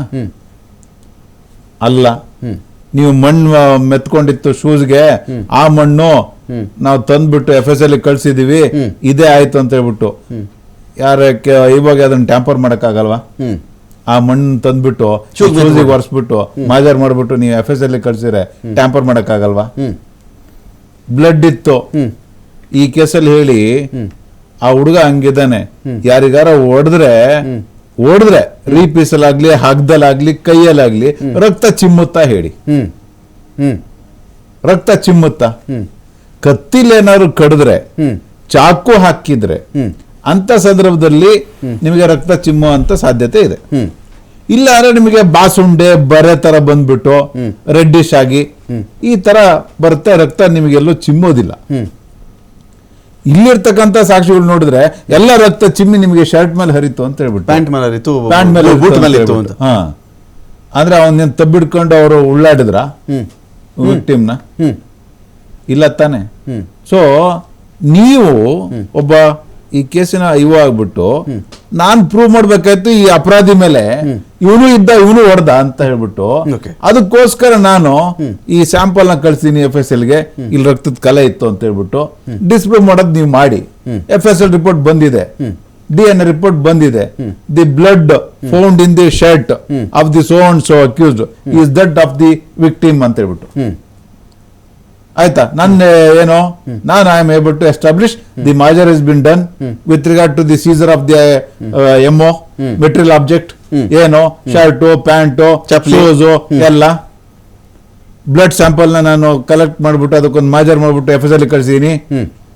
ಈ ರೇಣುಕಾ ಸ್ವಾಮಿದು ಮೃತಂದು ಕೂಡ ನಾನು FSL ಕಳ್ಸಿದೀನಿ. DNA ಪ್ರೂವ್ ಆಗಿದೆ. ಸೊ ಪ್ರೂವ್ ಆಗ್ಬೋದು, ಇಸ್ ಚಾನ್ಸಸ್ ಇರುತ್ತಲ್ಲ ಅಲ್ಲಿ ನೀವು ಫ್ಯಾಬ್ರಿಕೇಟ್ ಮಾಡ್ಲಿಕ್ಕೆ. ಕರೆಕ್ಟ್. ನನಗೆ ಈಗ ಚಲಪತಿ ಸರ್ ಒಬ್ಬ ಐವೋ ಇಷ್ಟೆಲ್ಲ ಮಾಡ್ತಾನೆ ಸರ್, ಈ ಕೇಸಲ್ಲಿ ನಾನು ಗೆಲ್ಲಬೇಕು, ನಾನು ದೊಡ್ಡ ಐವೋ ಅನ್ಸ್ಕೋಬೇಕು ಅನ್ನೋ ರೀತಿಲಿ ಈ ಬ್ಲಡ್ ಎವಿಡೆನ್ಸು ಇನ್ನೊಂದು ಮತ್ತೊಂದನ್ನು ಪ್ರತಿಯೊಂದನ್ನು ಪೂರಕವಾಗಿ ಮಾಡ್ತಾನೆ. ಕೆಲವನ್ನ ಫೇಕು ಮಾಡೋಕ್ಕೆ ಸಾಧ್ಯ ಇದೆಯಾ ಐವೋ ಅಂತ ನನ್ನ ಪಾಯಿಂಟ್. ಈ ಕೇಸ್ ಅಂತಲ್ಲ, ಇನ್ ಜನರಲ್ ಕೇಳ್ತಾ ಇದ್ದೀನಿ. ಇಲ್ಲ ಅದು ಅಥವಾ ಸಾಕ್ಷ್ಯ ಸಂಗ್ರಹದಲ್ಲಿ ಎಡವಬಹುದು, ಉದ್ದೇಶಪೂರ್ವಕ ಆತ ಮಾಡಿದ್ರೆ ಅಂತ ನಾವು ಹೇಳಕ್ ಬರಲ್ಲ ಅಲ್ಲ. ಖಂಡಿತ ನಿಮ್ಮ ಒಂದು ಅನಿಸಿಕೆ ತಪ್ಪು. ಯಾವ ಐವನು ಯಾರ ಮೇಲೂ ಕೇಸ್ ಹಾಕೋದಕ್ಕೆ ಅವ್ರಿಗೇನು ಸೆನ್ಸೇಷನಲ್ ಕೇಸು, ದೊಡ್ಡ ಹೀರೋ ಕೇಸು, ಇದ್ರಲ್ಲಿ ನಾನೇನೋ ಮಹಾನ್ ಹಿಡಿದು ಬಿಟ್ಟೆ, ನಾನು ತುಂಬಾ ಫೇಮಸ್ ಆಗ್ಬಿಡ್ತೀನಿ, ಇದೇನಿಲ್ಲ. ತಪ್ಪು ಊಹೆ ಅದು. ಓಕೆ, ಖಂಡಿತ ನಮಗೆ ಯಾವುದೇ ಒಬ್ಬ ಐವಾಗಲಿ ಆ ಒಂದು ಇದಿರೋದಿಲ್ಲ, ಏನು ಆ ಒಂದು ಭಾವನೆ ಇರೋದಿಲ್ಲ. ಯಾಕಂದ್ರೆ ನಮ್ಮ ಡ್ಯೂಟಿ ನಾವು ಮಾಡಬೇಕಷ್ಟೇ. IO has done his duty, it is no doubt at all. But ಕೋರ್ಟಿನ ಪರದೆಗೆ, ಕೋರ್ಟಿನ ಒಂದು ಆ ಜಾಲರಿಗೆ ಸಿಕ್ಸೋದಕ್ಕೆ ಎಷ್ಟು ಮಾತ್ರ ಅದು ನಾವು ಫೈಲ್ ಓದ ಮೇಲೆ ನನಗೆ ಗೊತ್ತಾಗ್ತದೆ ಅದು ಏನು ಮಾಡಿದ್ದಾರೆ, ಏನಾಗುತ್ತೆ ಏನು ಅಂತ. ಹಂಗಂತೇಳಿ ನೀವು ಕೇಸು ಅಕ್ವಿಟ್ ಆಗುತ್ತೆ ಅಂತಲೂ ನಾನು ಹೇಳಲಿಕ್ಕೆ ಬರೋದಿಲ್ಲ. ಓಕೆ, ಗೊತ್ತಾಯ್ತು, ಅರ್ಥ ಆಯ್ತು. ಸೊ ಅದು ಆ ಕೋರ್ಟಿನ ಫ್ರೇಮ್ಗೆ, ಆ ಫ್ರೇಮ್ ವರ್ಕ್ಗೆ ಯಾವ ರೀತಿ ಈ ತನಿಖೆಯನ್ನು ಕುಂಡ್ರಿಸಿದ್ದಾರೆ ಅದರ ಮೇಲೆ ಇದು ಗೊತ್ತಾಗ್ತದೆ. ಇದರಲ್ಲಿ ಈ ಸಾಕಷ್ಟು ಏನು ಈ ಹಲವಾರು ಮಂದಿ ಅಪರಾಧಿಗಳಿರೋದ್ರಿಂದ, ಪ್ಲಸ್ ನನಗೆ ಗೊತ್ತಿರೋಂಗೆ ಇದರಲ್ಲಿ ಸುಮಾರು ಜನ ಹೆಚ್ಚಿಗೆ ಸಾಕ್ಷಿಗಳು ಇದ್ದಾರೆ ಅಂತ ನಾನು ಕೇಳ್ಪಟ್ಟಿದ್ದೀನಿ. ಇದರಲ್ಲಿ ಎಷ್ಟು ಮಾತ್ರ ಈ ತನಿಖೆಗೆ ಪೂರಕವಾಗಿ ಈ ಕೋರ್ಟಿನ ಫ್ರೇಮ್ ವರ್ಕ್ಗೆ ಎಷ್ಟು ನನ್ನ ಪಾಯಿಂಟ್ ಇಡೀ ಕೇಸಲ್ಲಿ ಈಗ ನಾವು ಯಾವುದೇ ಒಂದು ಕೇಸ್ ಅಂತ ಬಂದಾಗ ಬೆರಳಚ್ಚು, ರಕ್ತದ ಗುರುತು, ಗಾಯದ ಗುರುತು, ಚಾಕು ಬಳಸಿದ್ನ, ರಿಪೀಸ್ ಬಳಸಿದ್ನ, ಹಗ್ಗದಲ್ಲಿ ಎಣ್ಣೆ ಹಾಕ್ಬಿಡ್ನ, ಯಾವ್ದಾನ ಸಣ್ಣ ಚುಳಿಕೆ ತೊಗೊಂಡು ಹೊಡೆದ್ನ, ಇದೊಂದು ಭಾಗ. ಆ ನಂತರ ಬಂದಿದ್ದು ಸಾಕ್ಸಿದ್ದು ಹೇಗೆ, ಗಾಡೀಲಿ ಸಾಕ್ಸಿದ್ರ, ಯಾರ್ಯಾರು ಸಾಕ್ಸಿದ್ರು, ಎಲ್ಲಿ ಬಿಸಾಕಿದ್ರು, ಇದೊಂದು ಭಾಗ. ಮೂರನೇ ಭಾಗ ಅದು ಪ್ರಾಣಿಗಳು ತಿಂದುಬಿಟ್ಟಿತ್ತು, ವಿಕಾರ ಆಗಿಬಿಟ್ಟಿತ್ತು, ಇದೊಂದು ಭಾಗ ಬರುತ್ತೆ. ಪೋಸ್ಟ್ ಮಾರ್ಟಮ್ ರಿಪೋರ್ಟ್ ಅಂತಾರೆ. ಇಲ್ಲ FSL, ಇಲ್ಲ DNA ಟೆಸ್ಟು, ಇನ್ನೊಂದು ಕಡೆ ಹೊಡೆದಿರೋದು, ಆಯುಧ, ಪೋಸ್ಟ್ ಮಾರ್ಟಮ್ ರಿಪೋರ್ಟ್. ಈ ಪೋಸ್ಟ್ ಮಾರ್ಟಮ್ ರಿಪೋರ್ಟ್ ಮೇಲೆ ಇಟ್ಕೊಂಡು ಈ ಥರ ಕೇಸ್ಗಳು ಪ್ರೂವ್ ಮಾಡ್ಬೋದಾ ನಾವು? ಅಲ್ಲ, ನೀವು ಯಾವುದೇ ಒಂದು ಕೊಲೆ ಕೇಸನ್ನ ಪ್ರೂವ್ ಮಾಡಬೇಕಾದ್ರೆ ಬರೀ ಕೇವಲ ಒಂದು ಅಂಶನ ಇಟ್ಕೊಂಡು ನಾವು ಕನ್ವಿಕ್ಷನ್ ಕೊಡೋದಿಲ್ಲ. ಜಡ್ಜ್ ಸಾಹೇಬರು ಪ್ರತಿಯೊಂದು ಆಂಗಲ್ನಲ್ಲೂ ನೋಡ್ತಾರೆ. ಅಂದ್ರೆ ಹುಟ್ಟಿದಾಗಿಂದ ಕೊನೆ ತನಕ, ಸಮಾಪ್ತಿ ಆಗೋ ತನಕನು ಏನೆಲ್ಲ ನಡೆದಿದೆ ಈವೆಂಟ್ಸು, ಯಾವ ಘಟನೆಗೆ ಏನೇನು ಪೂರಕವಾಗಿದೆ ಎಲ್ಲವನ್ನು ಸ್ಥಿತಿಗತಿಗಳನ್ನ ತುಲನೆ ಮಾಡ್ತಾರೆ, ತೂಕ ಹಾಕ್ತಾರೆ. ತೂಕ ಹಾಕಿ then it is a part. ನೀವೇನು ನಿಮ್ಮ DNA ಆಗಿರ್ಬೋದು, ಅಥವಾ CDR ಇರ್ಬೋದು, ಅಥವಾ ಫಿಂಗರ್ ಪ್ರಿಂಟ್ ಎಕ್ವಿಪ್ಮೆಂಟ್ ಆಗಿರ್ಬೋದು, ಅಥವಾ ನಿಮ್ಮ CCTV ಫುಟೇಜ್ ಇರ್ಬೋದು, ಇದೆಲ್ಲಾನು ಒಂದೊಂದು ಅಂಶ, ಒಂದೊಂದು ಪಾರ್ಟ್ ಅಷ್ಟೇ. ಓಕೆ, ಒಂದೊಂದು ಅಂಶ. ಆ ಅಂಶಗಳನ್ನೆಲ್ಲ ಪೂರಕವಾಗಿ ಎಲ್ಲಾನು ಕೂಡಿಸಿ ಇದು ನಿಜವಾಗಲೂ ಏನಾಗಿದೆ, ಇದು 302ಗೆ ಬರುತ್ತಾ ಇಲ್ವಾ ಅನ್ನೋದನ್ನ ಆಮೇಲೆ ಜಡ್ಜ್ ಸಾಹೇಬರು ಅದರ ಬಗ್ಗೆ ಚೈನ್ ಆಫ್ ಲಿಂಕ್ ಅಂತ ಹೇಳ್ತಾರೆ. ಬರೀ ಇವರು DNA ಟೆಸ್ಟ್ ಮೇಲೆ ಕನ್ವಿಕ್ಷನ್ ಆಗುತ್ತೆ ಅನ್ನೋದು ಸುಳ್ಳು, ಅಥವಾ ಬರೀ ಫಿಂಗರ್ ಪ್ರಿಂಟ್ ಮೇಲೆ ಕನ್ವಿಕ್ಷನ್ ಆಗುತ್ತೆ ಅನ್ನೋದು ಸುಳ್ಳು. ಆಮೇಲೆ ಬರೀ CDR ಮೇಲೇ ಆಗುತ್ತೆ ಅನ್ನೋದು ಸುಳ್ಳು, ಬರೀ CCTV ಫುಟೇಜ್ ಮೇಲೆ ಕನ್ವಿಕ್ಷನ್ ಆಗುತ್ತೆ ಅನ್ನೋದು ಸುಳ್ಳು. ಇದೆಲ್ಲನೂ ಪೂರಕವಾಗಿ ಈಗ ಹೆಂಗೆ ಒಂದು ಭೋಜನ ಅಂದರೆ ಹೆಂಗೆ ಉಪ್ಪಿನಕಾಯಿ ಇರ್ತದೆ, ಉಪ್ಪಿರ್ತದೆ, ಪಲ್ಯ ಇರ್ತದೆ, ಸ್ವೀಟ್ ಇರ್ತದೆ, ಅನ್ನ ಇರ್ತದೆ, ಸಾಂಬಾರ್ ಇರ್ತದೆ, ರಸ ಇರ್ತದೆ, ಹಿಂಗೆ ಎಲ್ಲವನ್ನೂ ಕೂಡಿ ಸೇರಿಸಿ ಮಾಡೋದೇ ಊಟ. It is just like that. Our investigation is equal to that. Dileep Kumar, ಒಂದೊಂದು ಪ್ರಶ್ನೆ ಇದೆ ಇಲ್ಲಿ. ಈಗ ಕೆಲವು ಸೆಕ್ಷನ್ಗಳಂತ ಬಂತಿಲ್ಲಿ. ಈಗ ನಾವು ರೋಡ್ ರೇಜ್ ಅಂತಾರೆ, ಹೌದು, ಗಾಡೀಲಿ ಟಚ್ ಆಗಿಬಿಡ್ತು, ಹಂಗೆ ಮಾತಿಗೆ ಮಾತು ಬೆಳೀತು, ಸುಮ್ಮನೆ ಕಪಾಳಕ್ಕೆ ಒಂದು ಏಟು ಹೊಡೆದೆ, ಸತ್ತೋಗ್ಬಿಟ್ಟ ಅವನು. ಸರ್, ನಾನು ಬೆಳಗ್ಗೆ ಎದ್ದ ತಕ್ಷಣ ಇಂಥ ಟೂ ವೀಲರ್ ಅವ್ನು ಬರ್ತಾನೆ, ನನಗೆ ಗೊತ್ತಾನೆ, ನಾನು ಅವನು ಹೊಡಿಬೇಕು, ನಾನು ಅವ್ನು ಸತ್ತೋಗ್ಬಿಡ್ಬೇಕು ಅಂತ ನನಗೆ ಆ ಇಂಟೆನ್ಷನೇ ಇರಲಿಲ್ಲ ಅಂತ ಒಬ್ಬ ಕ್ಲೈಮ್ ಮಾಡ್ತಾನೆ. ಇಲ್ಲಿ ಸರ್, ಕಿಡ್ನ್ಯಾಪ್ ಮಾಡಿದ್ರು ನನಗೆ ಗೊತ್ತಿರಲಿಲ್ಲ. ಫಸ್ಟ್ ಆಫ್ ಆಲ್ ಅದು ಕಿಡ್ನ್ಯಾಪೇ ಅಲ್ಲ, ಸಂಚಂತೂ ನಾನು ಮಾಡೇ ಇಲ್ಲ. ನಾನು ನಾಳೆ ಸಿನಿಮಾ ಬಗ್ಗೆ, ಡೆವಿಲ್ ಸಿನಿಮಾ ಬಗ್ಗೆ ಮಾತಾಡ್ಕೊಂಡು ಇಲ್ಲಿ ಕೂತಿದ್ದೀನಿ. ಫ್ರೆಂಡ್ಸ್ ಎಲ್ಲ ನಾವು ಸ್ಟೋನಿ ಬ್ರೇಕಲ್ಲಿ ಊಟಕ್ಕೆ ಸೇರಿದ್ದು, ಒಂದು ಪಾರ್ಟಿಗೆ ಸೇರಿದ್ವಿ. ಅಂಥ ಟೈಮಲ್ಲಿ ಇಂಥವ್ರು ಯಾರು ಬಂದಿದ್ದಾರೆ ಅಂದರು. ಹೌದಾ, ಇವಳು ಕಿರುಕುಳ ಕೊಡ್ತಾ ಇದ್ದಾನಂತ ಇವನು, ಏನು ಅಂತ ನಾನು ಕೇಳಕ್ಕೆ ಹೋದೆ. 2 ಏಟು ಹೊಡೆದಿದ್ದೆ ಸರ್, ನಾನು ಬಂದುಬಿಟ್ಟಿದ್ದೆ. ಇನ್ನೆರಡು 4 ಏಟು ಹೊಡೆದಿರಬೇಕು, ಸತ್ತೋಗಿರಬೇಕು. ನಾವು ಯಾರೂ ಕೂತ್ಕೊಂಡು ರೇಣುಕಾಸ್ವಾಮಿ ಎನ್ನುವ ಈ ಮನುಷ್ಯನನ್ನು ಸಾಯಿಸಬೇಕು ಅಂತ ನಮ್ಮ ಇಂಟೆನ್ಷನ್ ಇರಲಿಲ್ಲ. ಸತ್ತೋಗಿರೋದು ಹೌದು ಸ್ವಾಮಿ, ಅವನು 4 ಏಟು ಹೊಡೆದಿದ್ದು ನಿಜ, ಹಿಂಗೆ ಮಾತಿಗೆ ಮಾತು ಬಂತು, ನನಗೂ ಬೇಜಾರಾಗಿತ್ತು, ಹೊಡೆದಿದ್ದು ನಿಜ. Can they claim this thing ಅಂತ? ಇವಾಗ ನೀವು ಹೇಳ್ತಿರೋ ಅಂಶನ ಯಾರಿಗೆ ಕೇಳ್ಬೇಕು ನಾವು? ಇವಾಗ ಕೇಳಬೇಕು, ಆಯ್ತಾ? ಅಲ್ಲಿರ್ತಕ್ಕಂಥ ಸಾಕ್ಷಿ ಕೇಳಬೇಕು. ಕರೆಕ್ಟ್. ಅಂದ್ರೆ ದರ್ಶನ್ ಅವ್ರಿಗೆ ಈ ರೀತಿ ಉದ್ದೇಶ ಇರ್ಲಿಲ್ಲ ಅಲ್ವೇನಪ್ಪ? ಹೌದು, ಇರ್ಲಿಲ್ಲ. ಅವ್ರು ಬಂದು ಒಂದು ಎಡೆ ಹೊಡೆದ್ರು ಅಲ್ವೇನಪ್ಪ? ಹೌದು. ಕಾಲಲ್ಲಿ ಹೋದ್ರು, ಕಾಲಲ್ಲಿ ಹೋದ್ರು ಅಲ್ವೇನಪ್ಪ? ಹೋದ್ರು. ಅದರಿಂದ ಅವ್ರನ್ನ ಸತ್ತಿಲ್ಲ ಅಲ್ವೇನಪ್ಪ? ಇಲ್ಲ, ಸತ್ತಿಲ್ಲ. ಅವ್ರು ಊಟ ಕೊಡ್ಸಿ ಅವರಿಗೆ ಕಳಿಸಿ ಅಂತ ಹೇಳ್ಬಿಟ್ಟು ಹೋದ್ರು ಅಲ್ವೇನಪ್ಪ? ಹೌದು, ಹೋದ್ರು ಅಂತ ಇವೆಲ್ಲ ಅಡ್ಮಿಷನ್ ತಗೊಂಡು ನೀವು ಇವಾಗ ಕೇಳ್ತೀರಿ, ಇಲ್ಲ ಇವನು ಇದೇ ತರ ಮಾಡಿದ್ದ ಅಂತ ಇವಾಗ ಡಿನೇ ಮಾಡ್ತಾನೆ, ಯಾಕಂದ್ರೆ ಅವರೇ ಚಾರ್ಜ್ ಶೀಟ್ ಹಾಕಿರೋದು. Correct. So you are partly admitting the guilty here. Okay, this is nothing but a pleading guilty indirectly. Okay. ಅದ್ರ ಬದಲು ಇವಾಗ ನಾಳೆ ಚಾರ್ಜ್ ಮಾಡ್ತಾರಲ್ಲ, ಅದ್ರಲ್ಲಿ ಹೇಳ್ಬಿಡಿ, ಸ್ವಾಮಿ ನಾ ಏನು ಮಾಡಿಲ್ಲ, ಬರೀ ಒಂದು 2 ಏಟು ಹೊಡೆದಿದ್ದೀನಿ, ಆಮೇಲೆ ಹೋದೆ ನಾನು ಅಂತ ಹೇಳ್ಬಿಟ್ಟು, ಓಕೆ, ಅಷ್ಟಕ್ಕೆ ಮಾತ್ರ ನಂಗೆ ಶಿಕ್ಷೆ ಕೊಡಿ ಅಂತ ಹೇಳ್ಬಿಟ್ಟು ಮೊದಲೇ ಹೇಳ್ಬಿಡ್ಬೇಕು, ಅದನ್ನ ಮೊದಲೇ ಹೇಳ್ಬಿಡಿ. ಸೊ ಯಾರೂ ಕೂಡ ನಾನು ಗೊತ್ತಾಗ್ದಲ್ಲೇ ಮಾಡ್ದೆ, ಗೊತ್ತುಬಿಟ್ಟು ಮಾಡ್ದೆ, ಯಾರು ಏನು ಹೇಳಕ್ಕಾಗಲ್ಲ. ನನ್ನ ಇನ್ಸಿಡೆಂಟ್ ನೋಡಿ, ರೋಡ್ ರೇಜ್ ಅಲ್ಲಿ 1-2 ಕಿಲೋಮೀಟರ್ ಫಾಲೋ ಅಪ್ ಮಾಡ್ಕೊಂಡು ಡಿಕ್ಕಿ ಹೊಡೆದಿದ್ರೆ ಅವ್ನು ಸತ್ತೇ ಇಬ್ರು ಇದ್ರು ಅದ್ರಲ್ಲಿ. ಹೌದು, ಒಬ್ಬ ಬಂದು ಹೇಳ್ದ, ಹೌದು ಇವ್ರು ಗೊತ್ತಿದ್ರು ಇದು ಅಂತ. ಮೊದ್ಲು ಏನು ಆಕ್ಸಿಡೆಂಟ್ ಅಂತ ಮಾಡ್ಕೊಂಡ್ರು, ಇವಾಗ ಮರ್ಡರ್ ಕೇಸ್ ಸೇರಿದ್ರು. ಯಾಕಂದ್ರೆ ನೀನ್ ಹೋಗಿ ಗುಸ್ತಿದ್ಯಾ ನೋಯಿಂಗ್ಲಿ, CCTV ಫುಟೇಜ್ ಸಿಕ್ತು, ಫುಟೇಜ್ ಸಿಕ್ತು. ನೀನ್ ಡಿಕ್ಕಿ ಹೊಡೆದ್ರೆ ಅವ್ನು ಸಾಯ್ತಾನೆ ಅಂತಾನೆ ಗೊತ್ತು, ರಫ್ಸಾಗಿ ಬಿದ್ರೆ ಸಾಯ್ತಾನೆ ಅಂತಾನೆ ಗೊತ್ತು. ನೀನ್ ಹೋಗಿ ದೂರ್ ಕೊಡ್ಬೇಕಿತ್ತು, ಕಂಪ್ಲೇಂಟ್ ಕೊಡ್ಬೇಕಿತ್ತು. ಇದೇ ರೀತಿ ಇನ್ನೊಂದು ಕೇಸಲ್ಲಿ ಆಗ್ತಾರೆ. ನೀವ್ ಹೇಳ್ದಲ್ಲ, ಪ್ರತಿಯೊಬ್ಬರ ರೋಲು ಬೇರೆ ಬೇರೆ ಇದೆ ಅಂತ ಹೇಳ್ಬಿಟ್ಟು. ಕರೆಕ್ಟ್. ಒಬ್ಬ ಮಗ ತಂದೆ ಆಸ್ತಿ ಹೊಡಿಬೇಕು ಅಂತ ಹೇಳ್ಬಿಟ್ಟು, ತಂದೆ ನಂಗೆ ದುಡ್ಡು ಖರ್ಚಿಗೆ ಕೊಡ್ತಾ ಇಲ್ಲ, ತಂದೆ ಸಾಯಿಸಿದ್ರೆ ನನಗೆಲ್ಲ ಆಸ್ತಿ ಬರುತ್ತೆ, ಒಬ್ನೇ ಮಗ ಅಲ್ಲ ಅಂತ ಹೇಳ್ಬಿಟ್ಟು ಫ್ರೆಂಡ್ಸಿಗೆ ಹೇಳ್ತಾನೆ. ಫ್ರೆಂಡ್ಸ್, ನಿಮ್ಮ ಅಪ್ಪ ಬಂದಾಗ ನಾವೆಲ್ಲ ಹಿಡ್ಕೋತೀವಿ, ನೀನ್ ತಗೊಂಡೋಗಿ ಹೊಡೆದ್ಬಿಡು ಅಂತ ಹೇಳ್ತಾರೆ. ಫ್ರೆಂಡ್ಸ್ ಹಿಡ್ಕೊಂಡು ಅವ್ರ ಅಪ್ಪನ ಬಲವಾಗಿ ಹಿಡ್ಕೋತಾರೆ ಗದ್ದಲ್ಲಿ. ಇವನು ಹೋಗ್ಬಿಟ್ಟು ತಲೆಗೆ ಹೊಡೆದ್ಬಿಟ್ಟು ಸಾಯಿಸಬಿಟ್ಟ. ಸೊ ಇವಾಗ ಅಲ್ಲಿ ಹಿಡ್ಕೊಂಡವನು ಏನ್ ಹೇಳ್ತಾನೆ, ನಾ ಬರೀ ಹಿಡ್ಕೊಂಡೆ ಅವನ್ನ, ಇವನ್ ಬಂದ್ ಮಗ ಸಾಯಿಸ್ಬಿಟ್ಟ ಅಂತ. ಹೈಕೋರ್ಟ್ ಬೇಲ್ ರಿಜೆಕ್ಟ್ ಮಾಡ್ತು. ಯಾಕೆ ಗೊತ್ತಾ? ನೀನ್ ಹಿಡ್ಕಣ ಬದಲು ಅವನಿಗೆ ಒಂಚೂರು ಬುದ್ಧಿ ಹೇಳಿದಿದ್ರೆ ಜೀವ ಉಳಿದಿತ್ತು ಅಂತ. ಕರೆಕ್ಟ್. ಒಡೆಯಕ್ ಬಂದಿದ್ರೆ ಅಪ್ಪನೇ ತಿರ್ಸ್ಬಿಟ್ಟು ಕೊಟ್ರೆ ಅವನು, ನೀನ್ ಯಾಕೆ ಹಿಡ್ಕೊಂಡ, ನೀನ್ ಹಿಡ್ಕೊಂಡಿದ್ಕೆ ಕೊಲೆ ಆಯ್ತು. ಅಪ್ಪ ಡಿಫೆಂಡ್ ಮಾಡ್ಕೊಂಡಿರೋ ಅಪ್ಪ ಅಂತ. ಡಿಫೆಂಡ್ ಅಲ್ಲ, ಮಗ ಒಡೆಯಕ್ ಬಂದ್ರೆ ಹಿಡ್ಕೊಂಡು ವಾಪಸ್ ಹೊಡೆದ್ಬಿಟ್ಟು ಓಡಿಸಿರೋರು. ಕರೆಕ್ಟ್. ಸೊ ನೀನು ಮಗನಿಗೆ ಬುದ್ಧಿ ಹೇಳೋ ಬದಲು ಅವನಿಗೆ ಸಹಾಯ ಮಾಡಕ್ಕೆ ಇವ್ನು ಹಿಡ್ಕೊಂಡು ಅವ್ನು ಸಾಯಿಸಿದ್ಯಾ ಅಂತಾರೆ, ನಿನಗೂ ಸೇಮ್ ಅಫೆನ್ಸೇ ಅಂತ ಹೇಳ್ಬಿಟ್ಟು ಬೇಲ್ ಕೂಡ ರಿಜೆಕ್ಟ್ ಮಾಡುತ್ತೆ. ಇನ್ನೊಂದು, ಒಂದು ಹುಡುಗಿನ ಒಂದು ಹಲವಾರು ಜನ ಫೋರ್ಸ್ಫುಲ್ಲಿ ಕೂರ್ಸ್ಕೊಂಡು ಹೋಗ್ತಾರೆ, ಹುಡುಗಿನ ಪಬ್ಲಿಕ್ ಅಲ್ಲಿ ಇದ್ರು ಅಂತ ಹೇಳ್ಬಿಟ್ಟು. ಆ ಹುಡುಗನಿಂದ ವಾಚು, ಹಣ ಎಲ್ಲ ಕಿತ್ಕೋತಾರೆ. ಆ ಹುಡುಗಿಗೆ ಒಬ್ಬ ಬಂದ್ಬಿಟ್ಟು ಮಿಸ್ಬಿಹೇವ್ ಮಾಡ್ತಾನೆ. ಅದು ರೇಪ್ ಕೇಸ್ ಕೂಡ ಫಿಕ್ಸ್ ಆಗುತ್ತೆ. ಆ ಕೇಸಲ್ಲಿ ಕೂಡ ಈ ಎಲ್ಲಾ ಅಪರಾಧಿಗಳಿಗೆ ಬರೀ ಜೊತೆಲಿದ್ರು, ಅವ್ರು ಬರೀ ಹೆದರ್ಸಿದ್ರು, ಕಿತ್ಕೊಂಡಿದ್ದಕ್ಕೆ ಮಾತ್ರ ಶಿಕ್ಷೆ ಆಗುತ್ತೆ. ಮೇನ್ ಆರೋಪಿತನಿಗೆ ಮಾತ್ರ ಮೇಜರ್ ಪನಿಷ್ಮೆಂಟ್ ಕೊಡ್ತಾರೆ. ಸೊ ಯಾವ ಕೇಸಲ್ಲಿ ಯಾವ ವ್ಯಕ್ತಿಗೆ ಯಾವ ಸಂದರ್ಭದಲ್ಲಿ ಏನೇನ್ ತಪ್ಪು ಮಾಡಿರ್ತಾರೆ ಅದಕ್ಕೆ ಮಾತ್ರ ಶಿಕ್ಷೆ ಕೊಡಬೇಕು. ಸೊ ಇಲ್ಲಿ ರೋಲ್ ಬಂದ್ಬಿಟ್ಟು ಅವ್ರು ಏನೋ ಕೂರ್ಸ್ಕೊಂಡು ಹೋಗಿರ್ತಾರೆ, ಏನೋ ದುಡ್ಡು ಕಿತ್ಕೊಳ್ಳೋಂತ ದುಡ್ಡು ಕಿತ್ಕೊಂಡಿರ್ತಾರೆ. ಯಾರೋ ಒಬ್ಬ ಮಾಡಿದ್ಕೆ ಎಲ್ರಿಗೂ ಅದೇ ಶಿಕ್ಷೆ ಕೊಡಕ್ಕಾಗಲ್ಲ ಅಂತ ಶಿಕ್ಷೆ ಬೇರೆ ಕೊಡ್ತಾರೆ. ಆದ್ರೆ ಇಲ್ಲಿ ಮಗಂಗ್ ದುಡ್ಡು ಸಿಗುತ್ತೆ ಅಂತ ಹೇಳ್ಬಿಟ್ಟು ಅಪ್ಪನ್ನ ಹಿಡ್ಕೊಂಡು ಎಲ್ಲರೂ ಸೇರಿ ಕೊಲೆ ಮಾಡಿರ್ತಾರೆ, ಕೊಲೆ ಆಗಿರುತ್ತೆ, ಉದ್ದೇಶ ಈಡೇರುತ್ತೆ. ಸೊ ಹಾಗಾಗಿ ಎಲ್ರಿಗೂ ಒಂದೇ ತರ ಶಿಕ್ಷೆ ಕೊಟ್ಟಿರ್ತಾರೆ. ಈ ದರ್ಶನ್ ಅವ್ರ ಕೇಸಲ್ಲಿ ಮೊದ್ಲಿಂದಾನು ಯಾವುದೇ ಉದ್ದೇಶ ಇಲ್ಲ ಕೊಲೆ ಮಾಡ್ಬೇಕು ಅಂತ, ಖಂಡಿತವಾಗ್ಲು. ಏನ್ ಅನ್ಕೊಂಡಿದ್ರು, ಬೆಂಗಳೂರಿಗೆ ಕರೆಯೋಣ, ಬುದ್ಧಿ ಕಲಿಸ್ಬಿಡು. ಎದುರುಗಡೆ ನೋಡೋಣ, ಇವ್ನು ಇಷ್ಟೊಂದು ಮೆಸೇಜ್ ಮಾಡ್ತಾನಲ್ಲ, ಹೆಂಗಿರ್ಬೋದು ಇವನು ಅಂತ ಹೇಳಿ ಫೋನಲ್ಲಿ ನೋಡಿದ್ರೆ ಆಗಲ್ಲ, ವಿಡಿಯೋದಲ್ಲಿ ನೋಡಿದ್ರೆ ಆಗಲ್ಲ, ಓಕೆ ಫೈನ್, ಪೊಲೀಸರ ಮುಂದೆ ನೋಡಿದ್ರೆ ಆಗಲ್ಲ, ನಾನೇ ಕರ್ಸ್ಕೊಂಡು ನೋಡ್ಬೇಕು ಎದುರುಗಡೆ ಅಂತ. ಸೊ ಇವರು ದೊಡ್ಡ ವ್ಯಕ್ತಿಗಳು ಒಬ್ಬನ ಕರ್ಸಿರ ಅಂತ ಹೇಳಿದ್ರೆ 4 ಜನ ಬರ್ತಾರೆ, 4 ಏಟ್ ಹೊಡಿಯೋದ್ರೆ 40 ಏಟ್ ಹೊಡಿತಾರೆ. ಹಿಂಗಾಗತ್ತೆ ಅಂತ ಹೇಳ್ಬಿಟ್ಟು ಗೊತ್ತಿರಲ್ಲ, ಬೇರೆ ಯಾರನ್ನ ಮೆಚ್ಚೋದಕ್ಕೆ ಸಾವಾಗುತ್ತೆ, ಬಚಾವಾಗ್ಲಿಕ್ಕೆ ಆಗಲ್ಲ.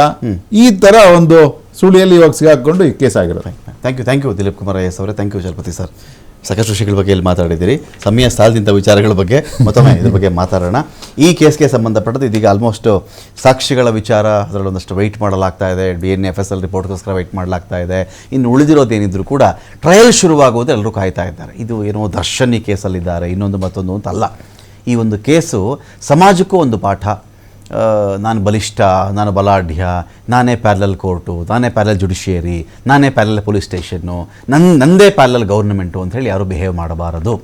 ಉದ್ದೇಶ ಇತ್ತೋ ಇರಲಿಲ್ವೋ, ಪೊಲೀಸ್ ಠಾಣೆಗೆ ಒಂದು ಸಣ್ಣ ಮಾಹಿತಿ ಕೊಟ್ಟು ಮುಗಿದು ಹೋಗ್ತಾ ಇದ್ದಂಥ ಕೇಸನ್ನು ಕುತ್ತಿಗೆವರೆಗೂ ಕುಣಿಕೆವರೆಗೂ ನಾನು ತಂದುಕೊಳ್ತೀನಿ ಅಂತ ಯಾರಾದರೂ ಮಾಡಿದ್ರೆ ಏನಾಗುತ್ತೆ ಅನ್ನೋದಕ್ಕೆ ಈ ಕೇಸ್ ಕೂಡ ಒಂದು ಉದಾಹರಣೆ. ಇದರಲ್ಲಿ ಪ್ರಾಸಿಕ್ಯೂಷನ್ ಮತ್ತು ಡಿಫೆನ್ಸ್ ಯಾವ ಥರ ವಾದ ಮಾಡ್ತಾರೆ, ಕುತೂಹಲ ನನಗೂ ಇದೆ ಅಂತ ಹೇಳ್ತಾ ಈ ಡಿಬೇಟ್ ಮುಗಿಸ್ತಾ ಇದ್ದೀನಿ. ನಮಸ್ಕಾರ.